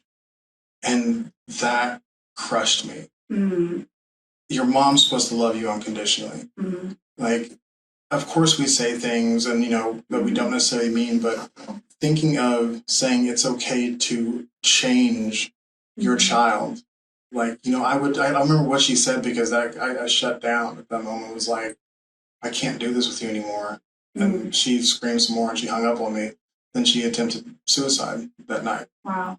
Which is very common. Yeah, that sounds about right. Like, it is very common. Lines right up. Mm-hmm. And told my stepfather that it was, she just mixed up her medication. She is also, she has autoimmune disease. She has fibromyalgia. So she takes a lot of medication. Mm-hmm. So it's believable. But right. I know for a fact that it was a stunt. Mm-hmm. And then she wouldn't talk to me afterwards. Mm-hmm. Like, I tried to reach out. Mm-hmm. He gave it to me for 3 months. And then reached out on the weekend. It was my daughter's birthday, Easter.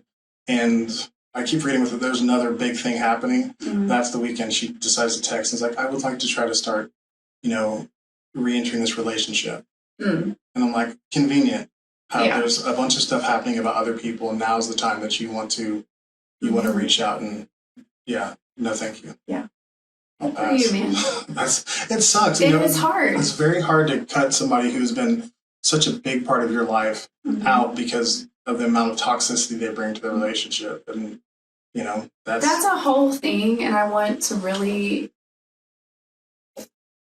commend you for that because it's a lonely road.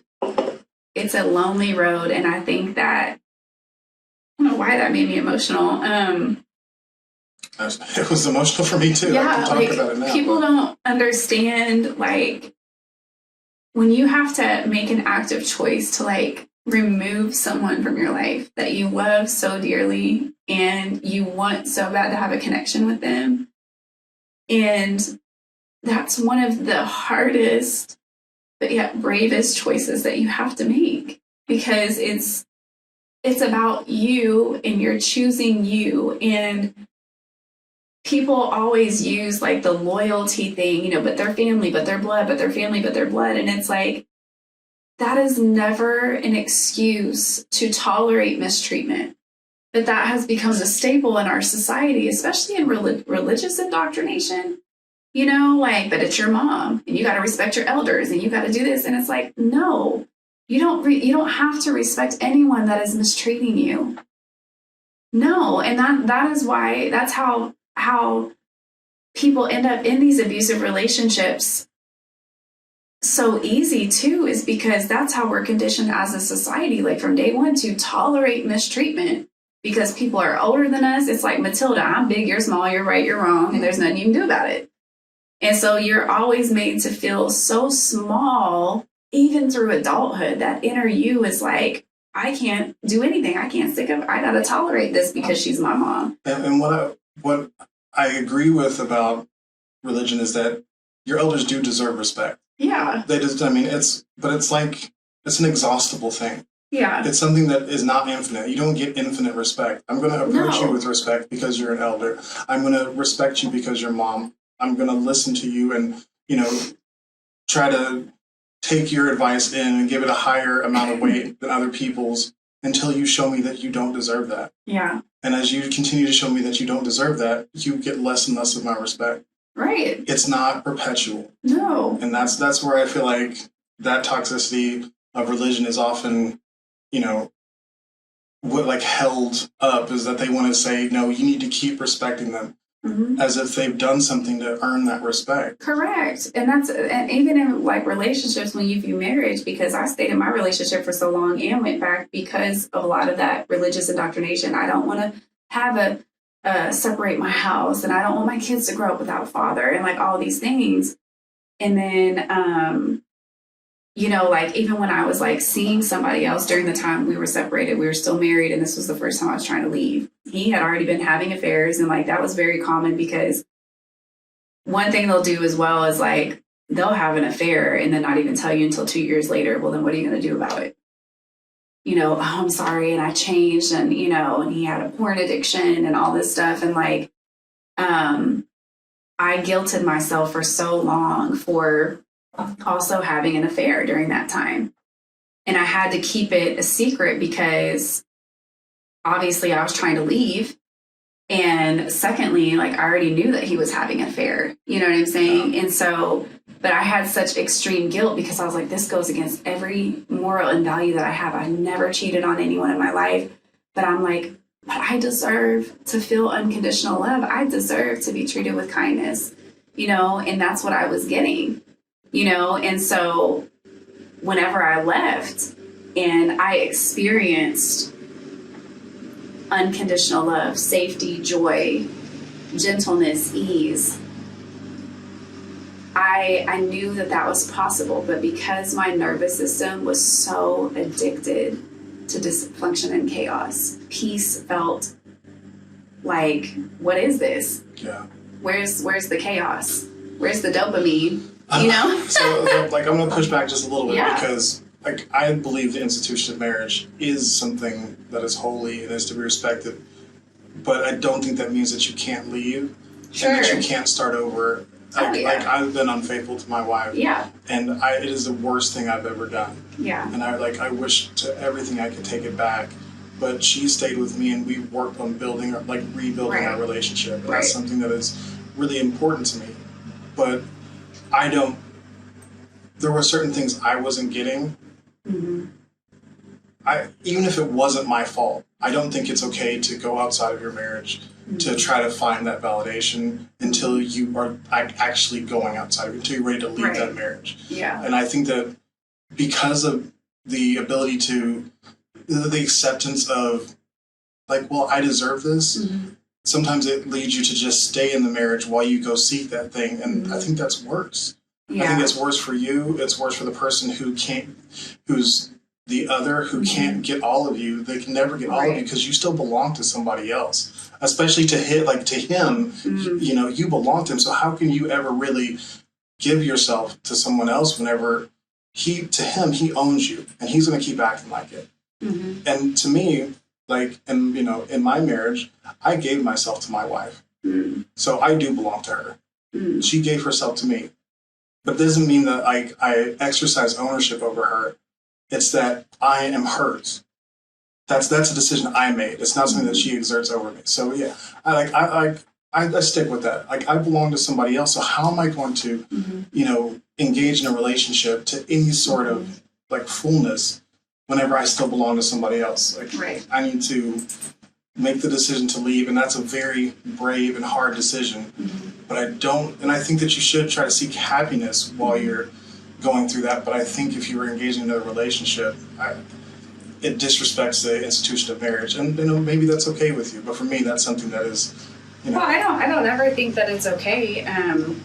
it wasn't something that I was actively seeking. Yeah. You know, like it was a high school friendship, and her and I were literally had always just remained friends, you know, and so this was something that was built on like decades of friendship and literally just happened out of nowhere, you know, through conversation, through talking for hours and hours and hours, you know, and just developed a connection. And, you know, I was already so emotionally tapped out as well. Like I had, you know, I went from having one child to 4 in a month.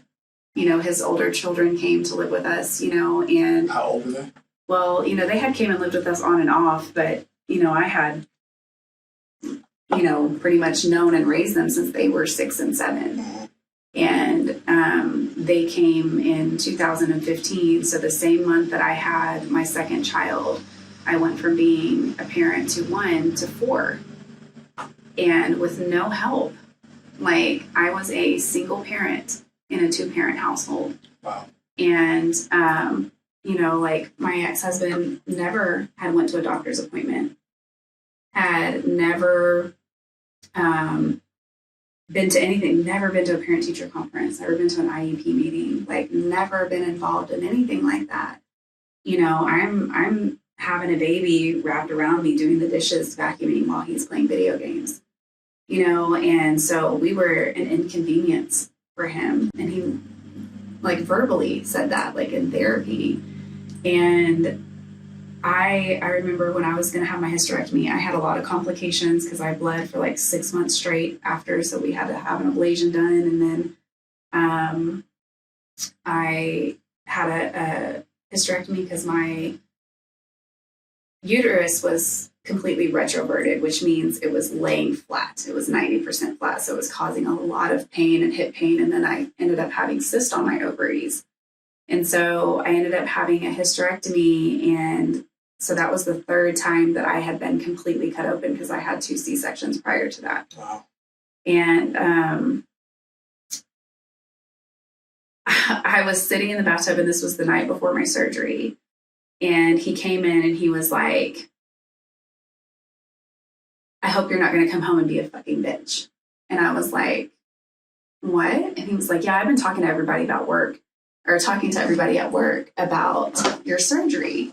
And I heard that your hormones are going to change a whole bunch. And he was like, you better not come home and think that you're just going to be a bitch. And I was like, what? Wow. And like, then he started talking about sex drive, and like we were already having, you know, complications because half of the time it was spousal rape, which I didn't know that at the time. And so I thought that me laying in the bed crying, you know, was okay. You know, even though my body felt like That's not okay. It's not okay. It's not okay. And when you say no, no is a complete sentence. And it's not okay. Wow. And that was really hard because I didn't even have that type of knowledge that was even a thing until I was at the domestic violence shelter. And they had to explain that. And I just remember crying because it was just like a flash flood of every single time that had happened. I had to acknowledge that that's what it was. And I just didn't want to. This is like, it's a very deep and vulnerable thing. And thank you for sharing that first off. But I want to know, like, do you think, one, you were able to survive that better because of the ability to dissociate with your autism? And also, do you feel like it was harder for you to understand that wasn't okay because of the difficulty in picking up that, like, quote unquote, normal social behavior? I think both of that. I think as a child, when I was being abused by my mother, I would disassociate. You know, I would find my happy place. Was this physical or? Mm-hmm. Okay. Yeah. And so when that was occurring, you know, I just remember laying there and thinking of anything that I could. You know, I would think of waking up on a Saturday being in elementary, and I knew it was Saturday because my dad was up early mowing the lawn, and I could hear the lawnmower come by my window, and I'd immediately get up and grab a popsicle and go sit outside with him. So like I would always have these like very just real memories like come up for me, and I would just, and the next thing you know, it was over, and then he gets up. Go to your happy place. Mm-hmm. Next thing, he gets up and goes plays the video game, and then actually nothing ever happened. And so, and it wasn't always like that. There was majority, a lot of our times was absolutely consensual, but at any time, if I said no or stop, or times I didn't want to, or if he's trying to wake me up in the middle of the night and I say no, like that wasn't allowed, and then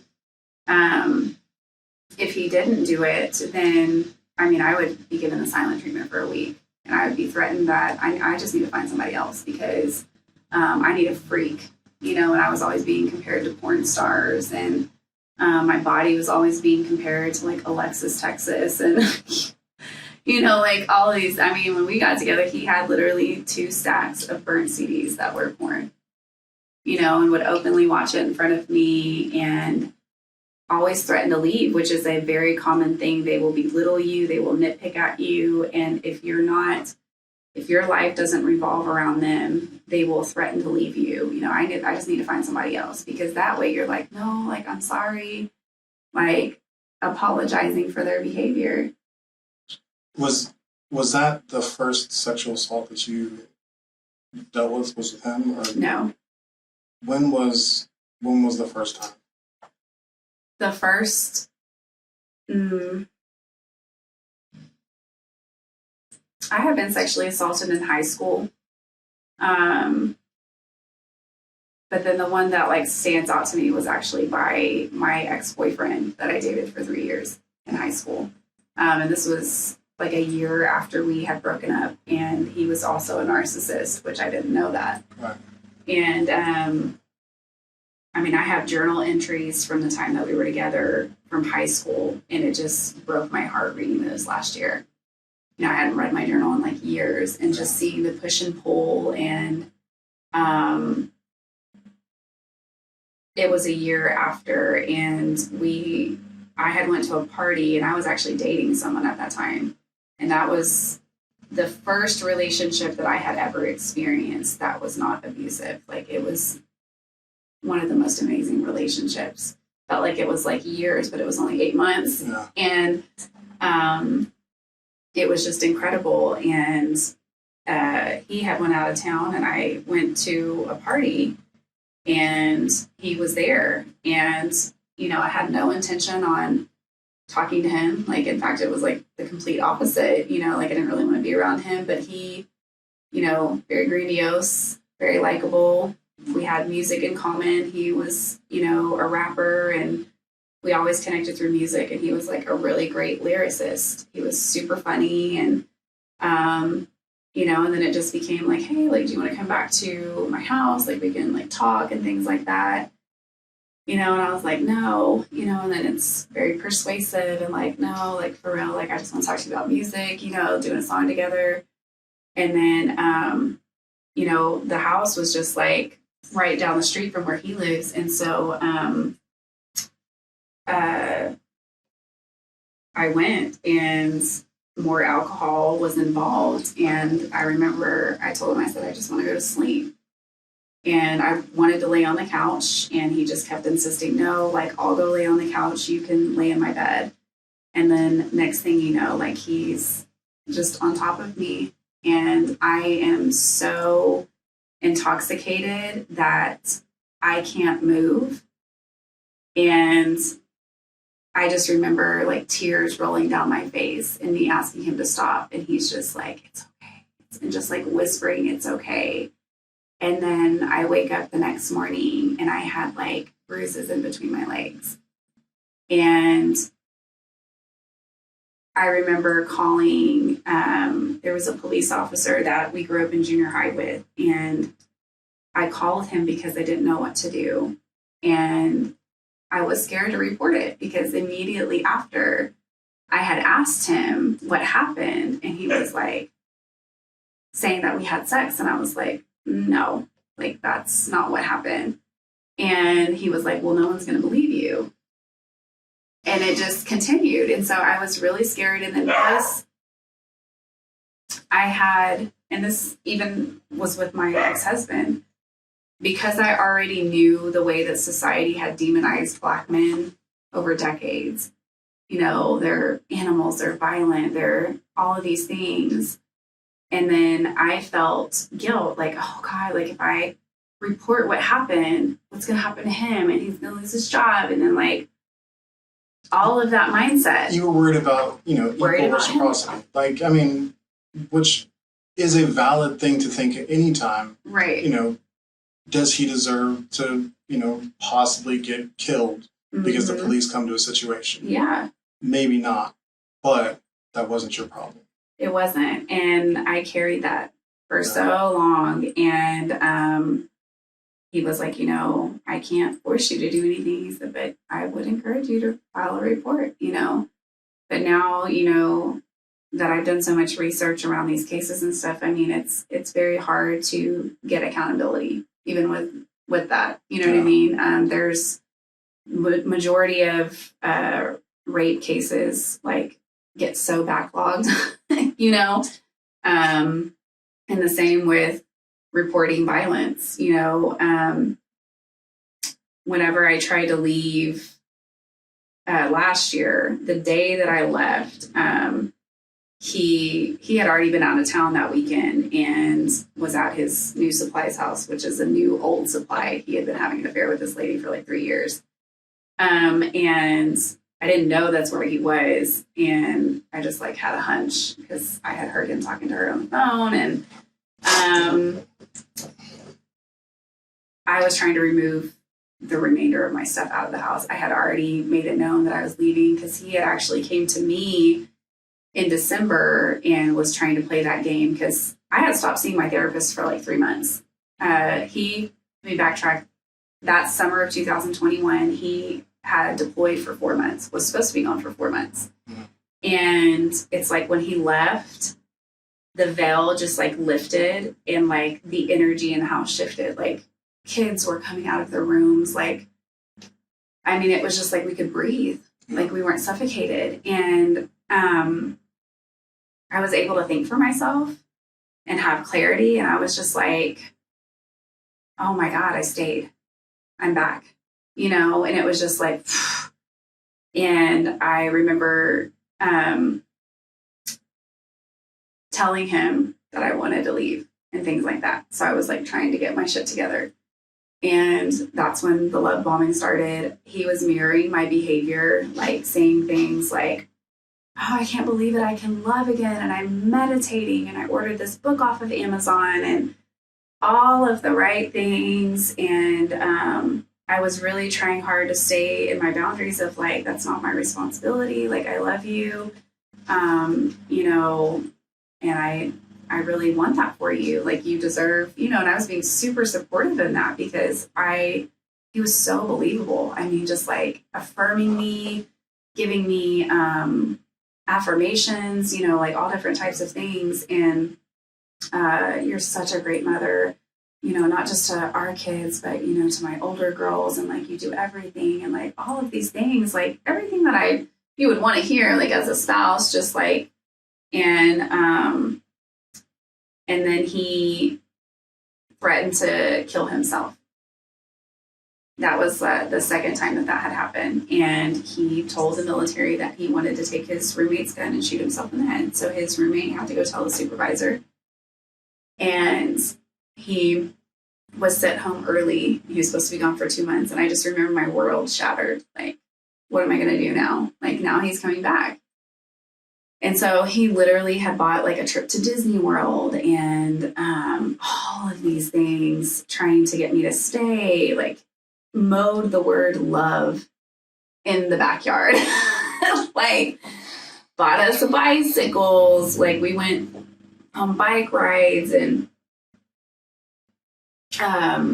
tried to get back in with my therapist because we had actually had 2 previous therapy sessions. And one was a family session, which the children were involved in. And that was awful. Like, all of the children were in tears immediately. They were terrified to speak in front of him. And they had to go to separate rooms to talk to her. He was very honest that he didn't want his effing kids. He didn't want this life. He just wants to bodybuild and play video games, and that we're an inconvenience. And she was trying to get him to understand how the children were feeling. Like, do you understand that, are hurt? He was not there for it. Like, the kids were in the room and he was like watching his PlayStation games on his phone. And so that was really devastating. And then we had another session, and that's when he was like, yeah, like, I want to go to a therapy session with you. And then we went, and it was like total opposite. He was saying like the same things. And I think that was a hard awakening for me, because she was like repeating to me what he was saying.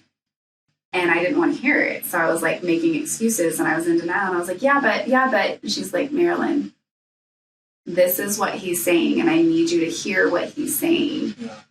And because someone saw him and was repeating his own words back, he did not like that. And that upset him like really, really bad. And so that turned into, did you see how she treated me in there? And she was attacking me and like all of these things. And she was so incredibly validating, like, because, she shared her own story, and she was like, I was also raised by a narcissist. And she said, and I developed narcissistic traits as a mother. She said, and it took my son committing suicide for me to wake up. You know what I'm saying? And she was like, no one is attacking you. Like, we are trying to bring healing and like validating your children's pain and getting them to understand, like, this is what's happening. And so, he had messaged the therapist when he came home and was like, hey, like, I really want to, she didn't respond, because that's not her client. And I didn't see my therapist for 3 months because I was accepting of that, because she wouldn't see us as a family, because, she can't. And as a mandated reporter, like, she can't encourage you to stay with an abuser. And I was just like, I completely understand, if you have any other people that you can recommend, and so I didn't see a therapist for 3 months.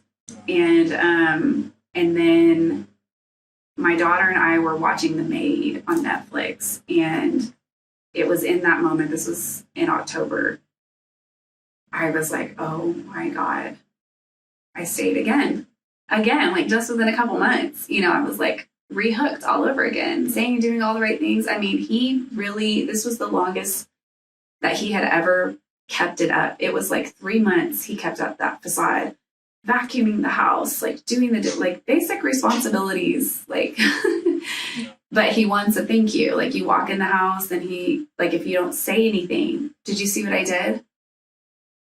The dishes? Like, yeah, like, well, we all eat, like, we all do the dishes. Like, except for you, you know what I mean? Like, this has been a thing for years. But he wants recognition all of the time for like doing basic things. And in December, he had came to me, and at that time I had already, I messaged my therapist. I was like, please take me back. And she was like, I will absolutely, take you back. And we can just have a session to see if I'm still a good fit for you. And I'm like, you've always been a good fit, And we started developing a safety exit plan. And, she had to tell me, like, lean into your health during this time, to prevent any like physical contact with him, like sexual engagements and things like that. Like, say you have a migraine, you know what I mean? Just to do anything to get him to leave you alone, and you have to like play the game, you have to pretend that everything is okay and like, I love you. And that was so hard for me because I couldn't do that. Like, it was so disgusting for me because it wasn't genuine. And then plus the more clarity I had and the more I learned to trust my intuition, the more knowledge I had of manipulation, that I was being the observer in the conversations and I could actually like see the word salad happening and stuff. I was just like, wow, like I've literally sit here for 2 hours and like listen to these conversations that go nowhere. Like, what are we talking about? Yeah. 1 minute we're talking about how can we budget, and then the next minute because Trump is president, Maralen, and I'm like, what does that have to do with us budgeting? Like, Yeah. And he came to me and was like, I don't think we need to be together anymore. And at that time, I couldn't fake it anymore. And I couldn't. Like, I tried so hard because I was saving money. I was developing a plan. I had already been looking for places, like not telling him. I had slowly been moving things out of the house and putting it into my friend's storage. And he did not like that. I wasn't supposed to agree with him. I was supposed to beg for him to stay. And, I had recorded that conversation because I had started recording our conversations because when you've been gaslighted for so long, you don't believe yourself. You know what I'm saying? Yeah. And so listening back to these conversations was like, oh my God. Like, and so as soon as he would come into a room, I would press record. And he physically got on top of me and like pushed his head down onto my forehead into the mattress. And he was like, tell me you're going to effing leave me. And he was like, tell me, Maralen, tell me you don't want to be together. And I was just like, how can I say anything when you're just purposely intimidating me? And like my body was shaking. And I told myself, I will never let this man see me cry again. And I wanted to so bad because I was terrified. And then he just further gaslighted and was like, well, then you need to get the F out of the house and all of that. And I'm like, I really started to speak up for myself, which was really dangerous. Yeah. Very dangerous, and having boundaries, because narcissists do not respect boundaries. And they have to have access to you 24/7 because you are like their property. And I was like, I'm not leaving this house. And if you have a problem with that, then you can leave, because I am not uprooting me and my 4 children.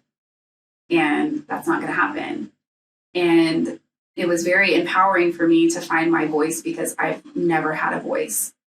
I've never been able to speak up for myself. I've always been the people pleaser and even trying to like befriend bullies, you know what I'm saying? Because I just don't understand like why we have to not get along, And that was one of the most empowering moments for me, is to say no. No, if you have a problem with it, then you can leave. And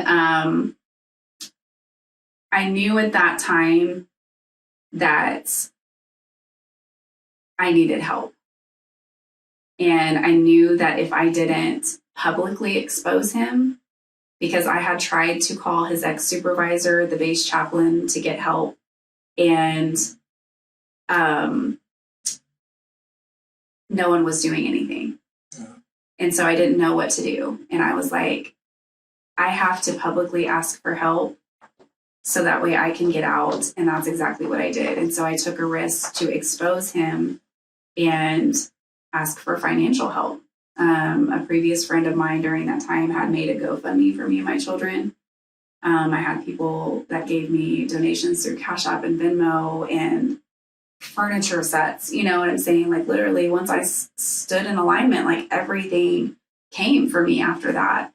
And the weekend that he came home, I had already moved all of our stuff out, the majority of our stuff, and I moved the kids' beds and everything. And when he saw that the kids' beds were moved, he was already irritated when he came home, and he was just erratic. And where are the effing mattresses? Those are my beds. I bought them. I'm like, they're not yours. They're the children's. And he called the police on me in front of our children. He told the police that I didn't even live there, that he came home to find his ex-wife in his home stealing his property. And so the police showed up. I removed the kids from the house, and that was very traumatic as well. Like my 6-year-old is like screaming and crying because he's yelling and berating, and he blocked one of my daughter's she was driving my car because he took my car away. And I said, you need to take them to my mom's house, take them to safety, get them out. And he was trying to get her to stay, saying that she was a character witness. And, so the police came, and I went across the street and sat in the neighbor's parking lot. And I just sat there because I didn't want to be near him. And, he's waving his hands in the air, and you can hear him from across the street, and she stole this and all this stuff. And then they came and talked to me, and I told him, I said, I am trying to leave a violent relationship. Like, he has abused me and my children for 12 years. I am trying to get the rest of my things out. And they said, well, we're just here for property, and we need you to return the mattress. And then told me that if I needed to call for help if I wanted someone to help me get my things, that I need to call the sheriff's office to have them come out and do a standby. Well, come to find out, you have to schedule to do a standby, so it's not even that they could have came out that day. Right. So I told the police officers, and they left me there alone with my abuser. And so I had friends that came later and helped me move, and I had, that entire day recorded. He did the opposite of what the police did. He put all my belongings out on the front porch and kept asking, are you going to have your effing friends come help me get your stuff? And my two friends came. I asked him to stay inside of the house. He didn't want to stay inside. He came outside of the garage and was like smacking the light, making fat shaming comments to her, like, smacking his fists together. And it started to escalate. And then he called someone that I now know is his coworker and was like, I'm about to smash on these mother effers. It's about to get crazy. And I called the police. I called 911. And while I was on the phone with dispatch, it was such a short time. The other person's back was turned, and they were headed to the car and putting my belongings in the car. And he tried to attack him from behind. And the other guy just turned around and picked him up and body slammed him on the ground. And so my ex had a huge gash on the back of his head. He didn't further go at him, literally, it was just immediate, self-defense of I have to put you down. You know what I mean? That's fine, move on. Correct. And I was still on dispatch that entire time until the police arrived. And his first response whenever he came to, it was so horrific because he started bleeding really bad. My oldest daughter came outside, and I don't care what you've done to me. I have a very intolerance for pain, seeing people in pain, and it was horrific. And I ain't let nobody pick me up. That was his first response. And then he was, who hit me in my head? And, and so it turned into that. And then the next day, I moved out the rest of my stuff that evening. And the next day I went to Palomar to try to get help and file my first DHS report, which was screened out. And then the day after that, I went to Women's Resource Center to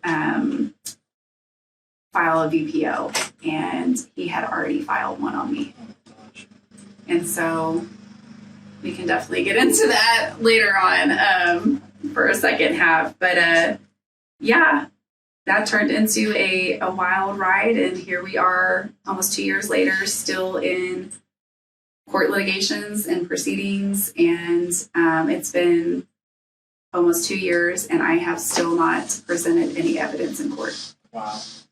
So that's definitely a situation stacked against you being able to leave and get what you need. I've got a spider on my mic, and there was a spider. Oh, it's a jumping spider. Can I get it? Of course, yeah, go for it. There was one on the light last time, and really? we were so distracted. Oh my god, you guys! Thank goodness for people who like Oh bugs. my gosh! Oh my god, you are just the cutest. There we go. Come on, you can do it. Double-dee-ba-dee. Oh no, where are you going? Oh, come on. I'm trying to get you to go outside. Yep. There you go. Oh. Oh. Oh my God. You are so fast. Okay. Don't go too fast. Oh, don't go too fast. No, not Yeah, you. jumped on. You. Oh, there he is on my shirt.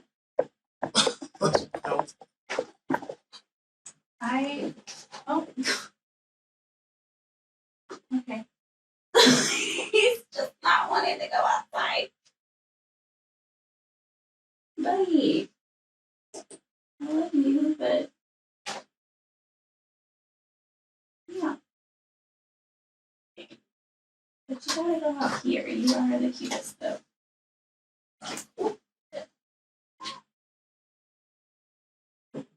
Okay, we secured the spider. Thank you so much You're for welcome. doing that, because I don't know anything about spiders, and I assume they're all going to kill me. But I wasn't, Okay. like, I don't want to kill them. Like, I know that they're very helpful to the environment, so. Well, I just love jumping spiders, and this has been a new thing because I used to be terrified of spiders, but like the last 2 years, I love jumping spiders, and I will spend like 30 minutes like, be my friend. Sorry, yes, I know we ran over, but. Yeah, so I don't want to end there. Like, there's a Yes. couple more things, because I know that you are so much more than just Yes. your survival story, and it's a very important part of who you are. But I also want to talk about just a couple other things, try to keep it like maybe 15 minutes total. Okay. So something we touched on briefly in our previous conversation is your struggle to just hang out with people who share your passions. Yeah. Like, but it's been a struggle because there's a certain perception put on you as a woman that you can't just hang out with men. Yeah. Can you talk some more about that?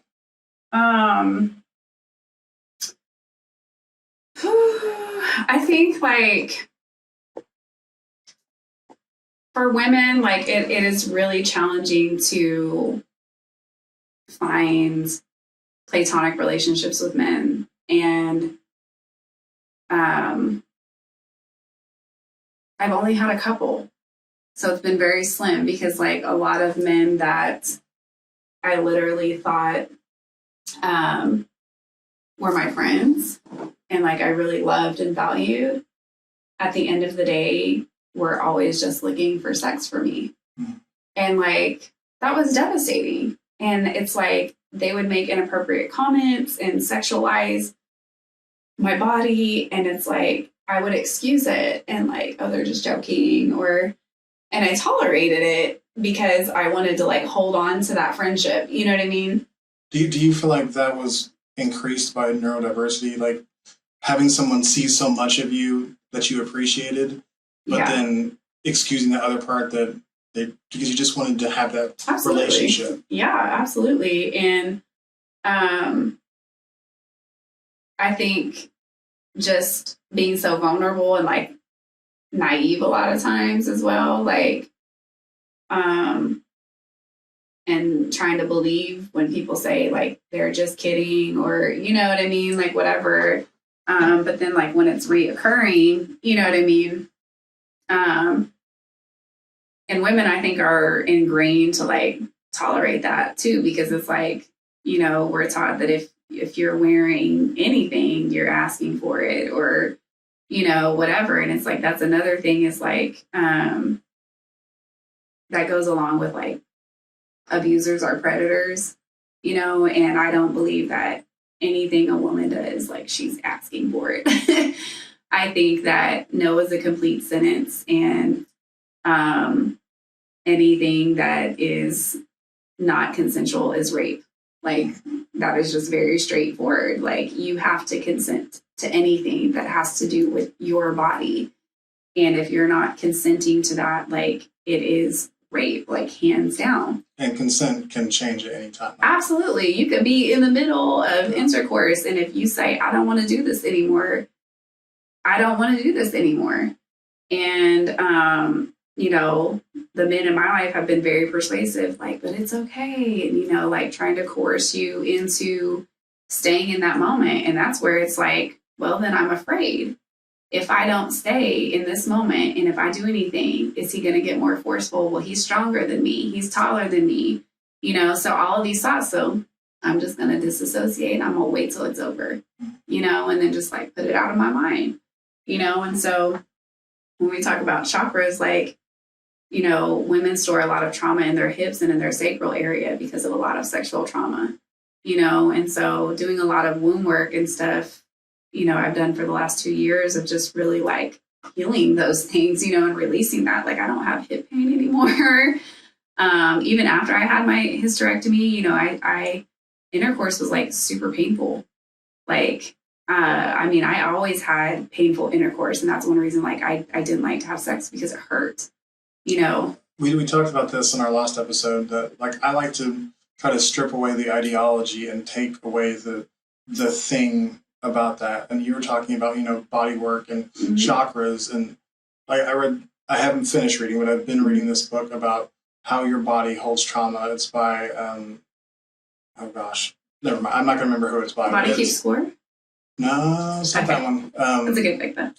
But it just talks a lot about how if you have unresolved trauma, it is going to affect you physically. You are going to have pain. You are going to it's going to hold your body back. So, whether you look at it as chakra work and, meditation and yoga and healing that way, or you look at it as mindfulness and, or therapy or whatever, the ultimate thing is that no matter how you look at it, when you experience things, your body is experiencing those things, and there's going to be a residual effect. Like that's science. Yeah. So I just want, I really want people to be able to understand that there is something to take away from anybody who has some sort of healing journey. Like, I don't do, like, I'm working on my yoga practices very, very beginning. But I want other people who don't believe in yoga at all to understand that the overarching theme that connects us all is that we all need to heal from our traumas. Yeah. And, if you don't want to do yoga, you still need to take the idea that your body is holding on to the things that have hurt you. So yeah, and you can do any type of like somatic movements are very important, like for trauma survivors, and you can do that through dancing or any type of somatic movements to just move the energy in the body. And with yoga, that's a way of life. It's not just about stretching. It's about who you are to yourself, who you are to others, how you act. Mindfulness is a huge part of that. And that's one thing for me that I've really struggled with is when you're trying to reset the nervous system, you can't just jump into these big movements. And because the fascia in our tissues is what surrounds the muscle, and the trauma is what gets stored in the fascia. So it's not our muscles itself that gets tight, it's the fascia around it that compact everything. Then you get shoulders to your ears, forward head posture, because you're trying to guard and protect your heart. You've always been in survival.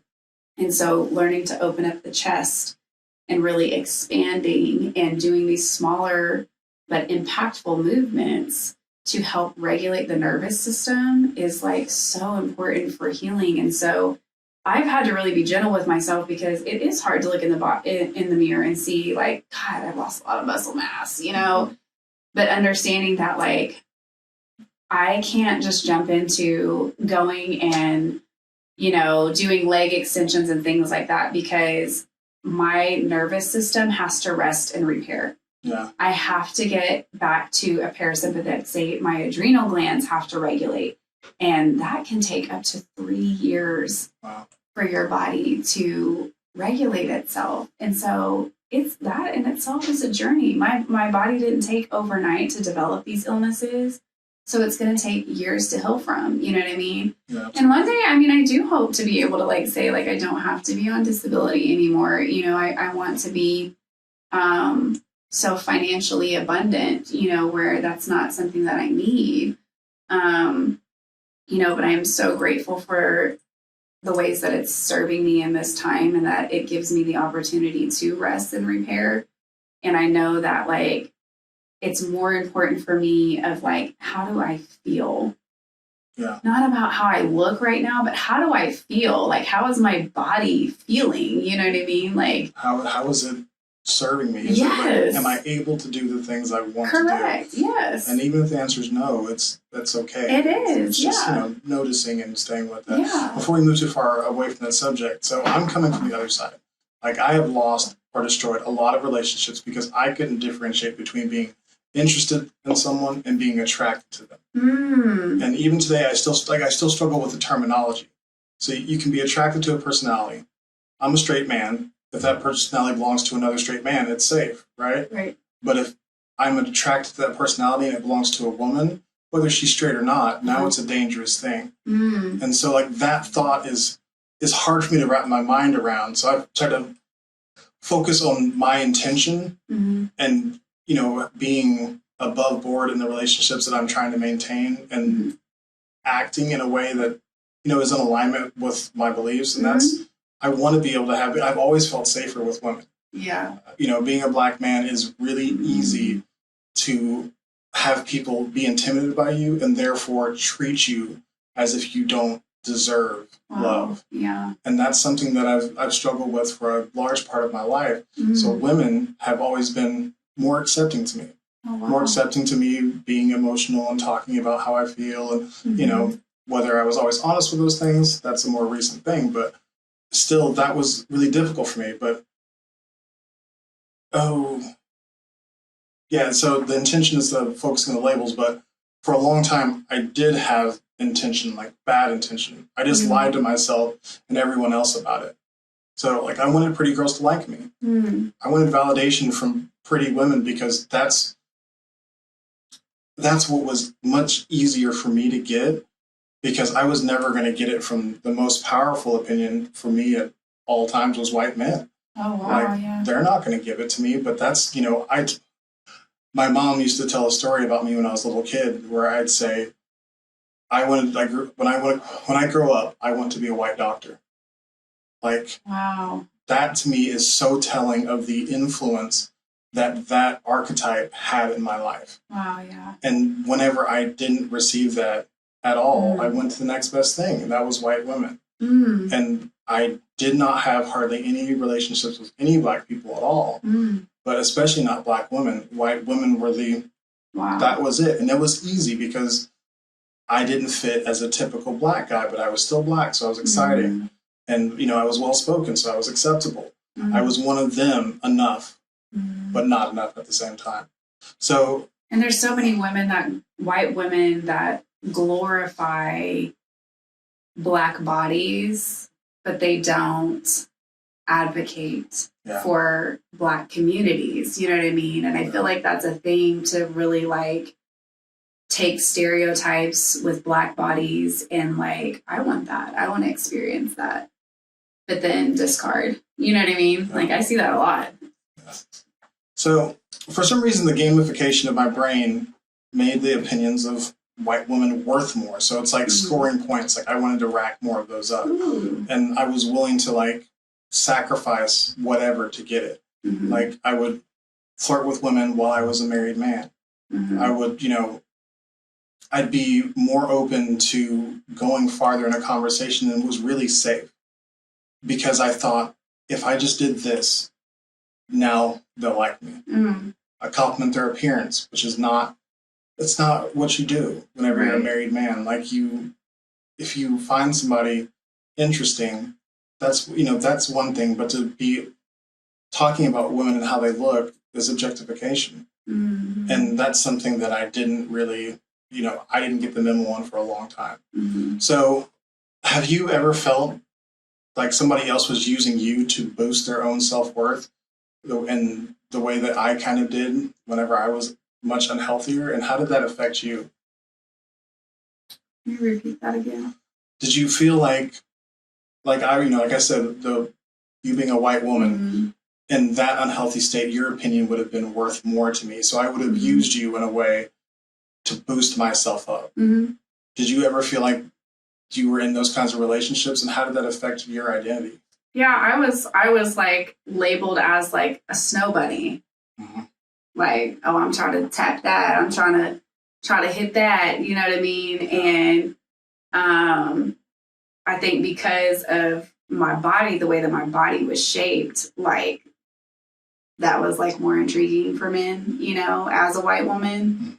And so it kind of became one of those things, you know, where I want to experience that. Like I had a really close friend tell me one time, like, you know, because I had kind of started developing like feelings for him. At least I thought I was, you know. And I remember he told me, and it was a very honest answer, so I had to respect it, you know, but it was also very hurtful because I was able to see, is this what our relationship is? And we hadn't messed around like a decade, you know, like we were really young. And we had always just like remained friends. And he had said, I'm scared to open that door because I am so sexually attracted to you. And he said, and I'm afraid that it's just that. And I was like, dang, that sucks, man. But like, thank you for being fucking honest. Like, I really do like appreciate that. But dang, like I thought we had so much more than that, like on a friendship level, like, because we would have like super deep conversations. And I had to think like, is this how you've always viewed me?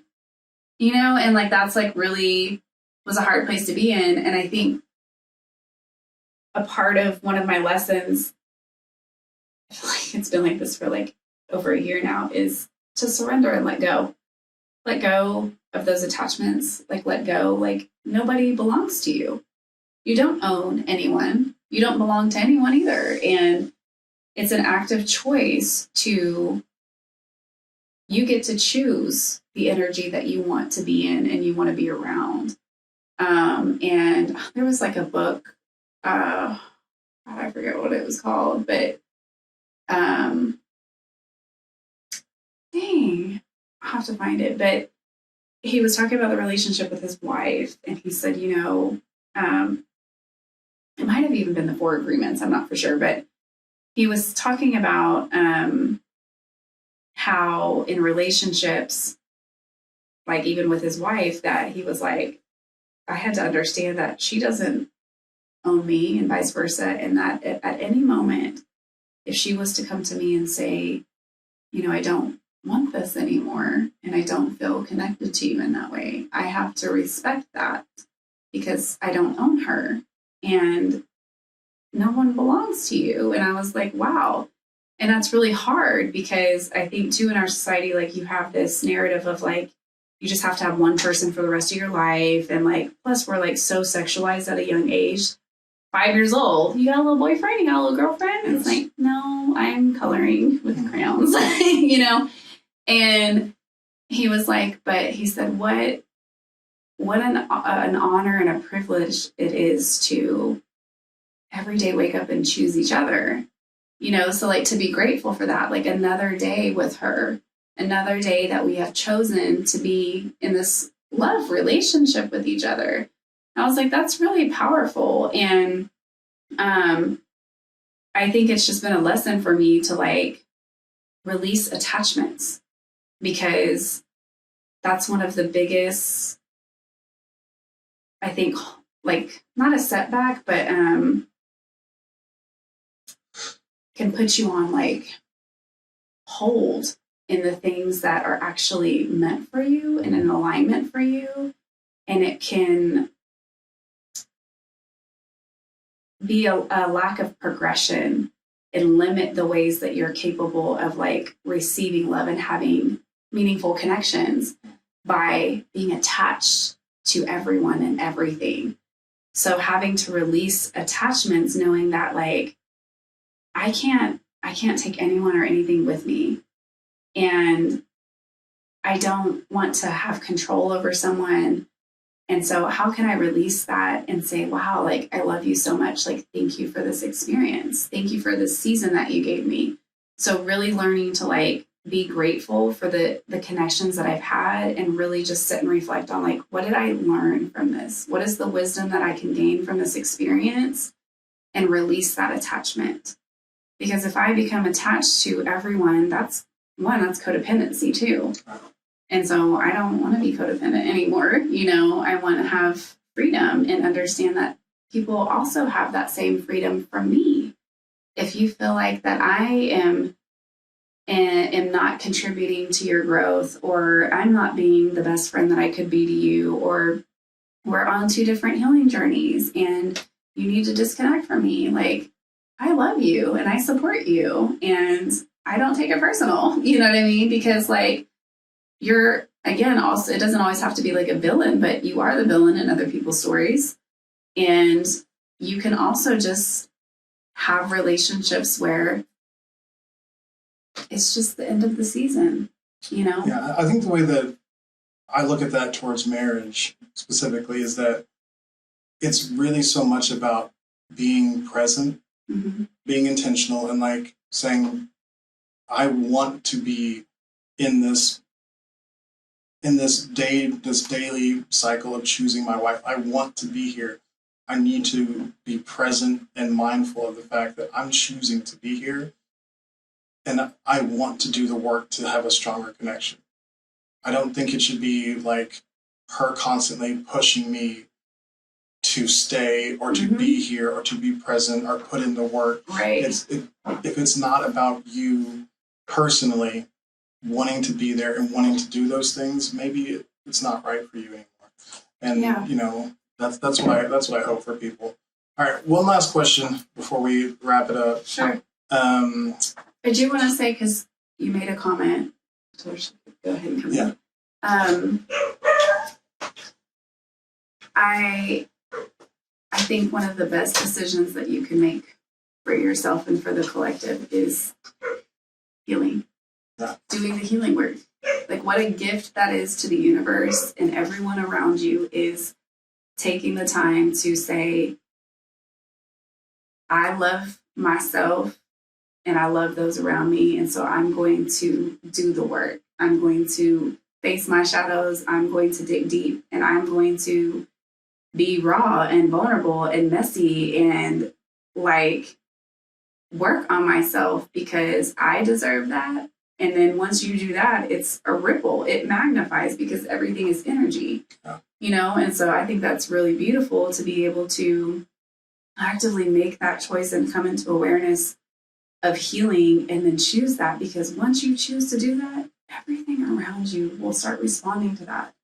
And everything that isn't meant for you and that is not meant to go with you into the next chapter, like, it'll start rolling off your back like water, Absolutely. And you just gotta let it go, like Elsa said, So I can't let the conversation end without something I promised in the intro, and that's talking about your past lives. Okay. So this is important for me to make a little bit of a preface, because I think as a facilitator of this show, it is really important for me to allow people to tell their stories. That doesn't mean that I'm going to identify with every story that's told. Yeah. But I'm really curious about this. Yeah. So it's something that is, might be a lot would consider woo-woo. I would even say it goes a little bit for me, but I'm curious to hear what the process is like. Let's just talk me through how you learned about this, what the first time was like, and what it entailed.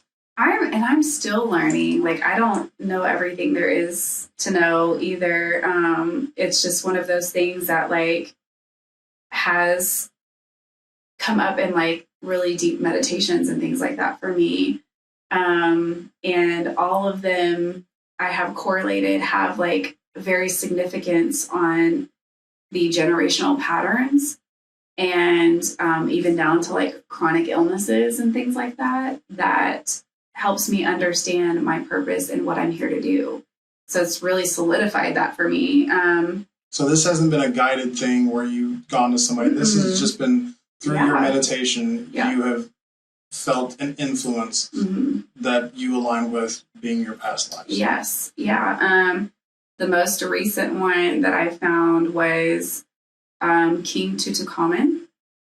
And he was 19 years old when he passed. He was 9 years old when he started his reign. And I think 9 is such a beautiful number anyway, because it's the completion of a cycle. It's an end and a beginning to something new. And he suffered like terrible illnesses. I mean, like the list of things that he had, which you have to understand, like incest was a huge thing back then to keep the bloodline going. With most royal, Yes. Like, and so like, but a lot of what he had, like he had connective tissue disorder, which is very common in neurodivergent people. Fibromyalgia, nerve problems, like a whole list of other things. But really where it came up for me, he actually revealed himself to me in a dream that I had. And when I started doing more research, which is funny because the week prior to that, I was given a Egyptian book by a friend of mine. And his coordinates, one of his coordinates, where his tomb is actually located, equals my life path number, which is 8. So like, yeah, it's all math. It is. I love numerology and like sacred geometry and stuff. Like I'm always that person that's like looking at license plates and billboards and just, anything that jumps out to me, but that was really cool. And then the next day I'm like driving down the street and this person is like having a garage sale. And I was like, I'll go in there and see. Got a huge Tutankhamun statue that's worth like $200 for $5. It was like the most oddball thing in there because it was like an older couple and they just had like little knickknacks and stuff. And there was this random Egyptian statue at this place that you stopped by randomly. Yes. And I was like, what is this? And so he also had 2 children that were stillborns. And almost every person that I've come across in my past life has also had 2 children. So the one that I'm kind of like a little bit stumped on as far as like children wise, which I think that she did have another son, which is Moses' mother. But the correlation between all of these is like through the Native woman that lost her children to boarding schools that were taken from her, to Mary, which is Moses' mother, who had to give up her child in an act to save his life because of the murder of all the firstborn sons. And so I've noticed an excessive generational loss of abuse, violence, that is just very systematic throughout all of these systems with Native Americans, with Egyptians, with slavery during that time as well. And fast forwarding to now, I'm able to see how that affects my current reality of like, this is a history of chronic abuse and a cycle that has to end with me. So I feel like now my purpose is to be the one to end those generational cycles, to be the one to say no more, that this is not going to continue on with my children's DNA. And if they choose to have children, that it ends with me, I could ask many more questions off of that, but we've got to wrap up. Latricia Finley, I'm about to interview next, and I want to make sure that I'm mindful of her time because she's been so patient. So, thanks, real quick, can you talk about what services, offerings, whatever else you have right now? Like, this is your platform for a couple minutes to plug whatever you want. So. Okay, so I am a certified educator in narcissism, narcissistic abuse, attachment theory, and I am a Reiki and yoga practitioner as well. And then I have my podcast now with my best friend. I am no longer taking new clients for hair. I'm actually it's kind of like an on edge, but really amazing thing to say because I've been trying to get away from hair for years. And so I just feel really excited to be able to finally release that and be excited for what is coming to me and doing things that I actually want to do. I do art. I love to paint. I make handmade crystal jewelry and all types of things. I have a vendor show coming up at Crossroads Church on 89th They're doing like a holiday market thing. When will that be? Because this might be out much after that. It is. It's not until November 24th, I believe. So it's a ways out. That'll be close though. It's a ways out. But if you follow me on social media, the Wounded Lotus is my Instagram tag. And you can also follow me like on Facebook under my name. And then our podcast is really what I want to focus on and promote. My TikTok is Maralen, and then our podcast is the Marvelous Masonic Muggles. But I think it's MMM Podcast 23. And that is really where a lot of my focus is going, because we are highlighting domestic violence. We're talking about so many different things. So we release episodes every Monday, and then we will actually be back on October 3rd.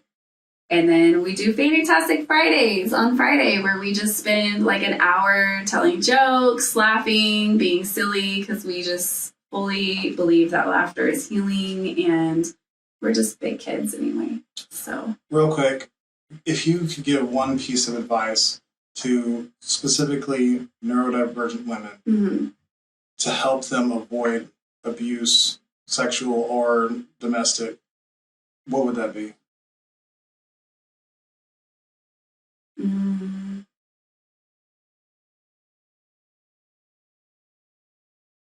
Develop so much love for yourself that you gain the courage to never accept anything less than. Never. That was a good. Thanks. That was a very good piece of advice. Yeah. Assignment understood. So you let us know where you live online. Thank you so much for coming today. Thanks for coming back and doing a second interview. I don't know, we might have to do a third because we still didn't get it all in. It's so hard to compact, like 30 plus years in 2 hours. So and sometimes I get done with people in an hour, and and it's still a good, nice conversation, but maybe it's just because we're neurodivergent and we have so much more that we want to share with the world. Maybe we're those people that we just meet you and I'm like, now you know my whole life story in 5 minutes, We call it Hallmark conversations, where you meet somebody and you immediately just go here's my whole life story. My wife coined that. So if you enjoyed today's episode, please leave a review. I really appreciate the feedback, and it helps me get heard by more listeners. Follow this podcast so you get updates about new episodes and live streams.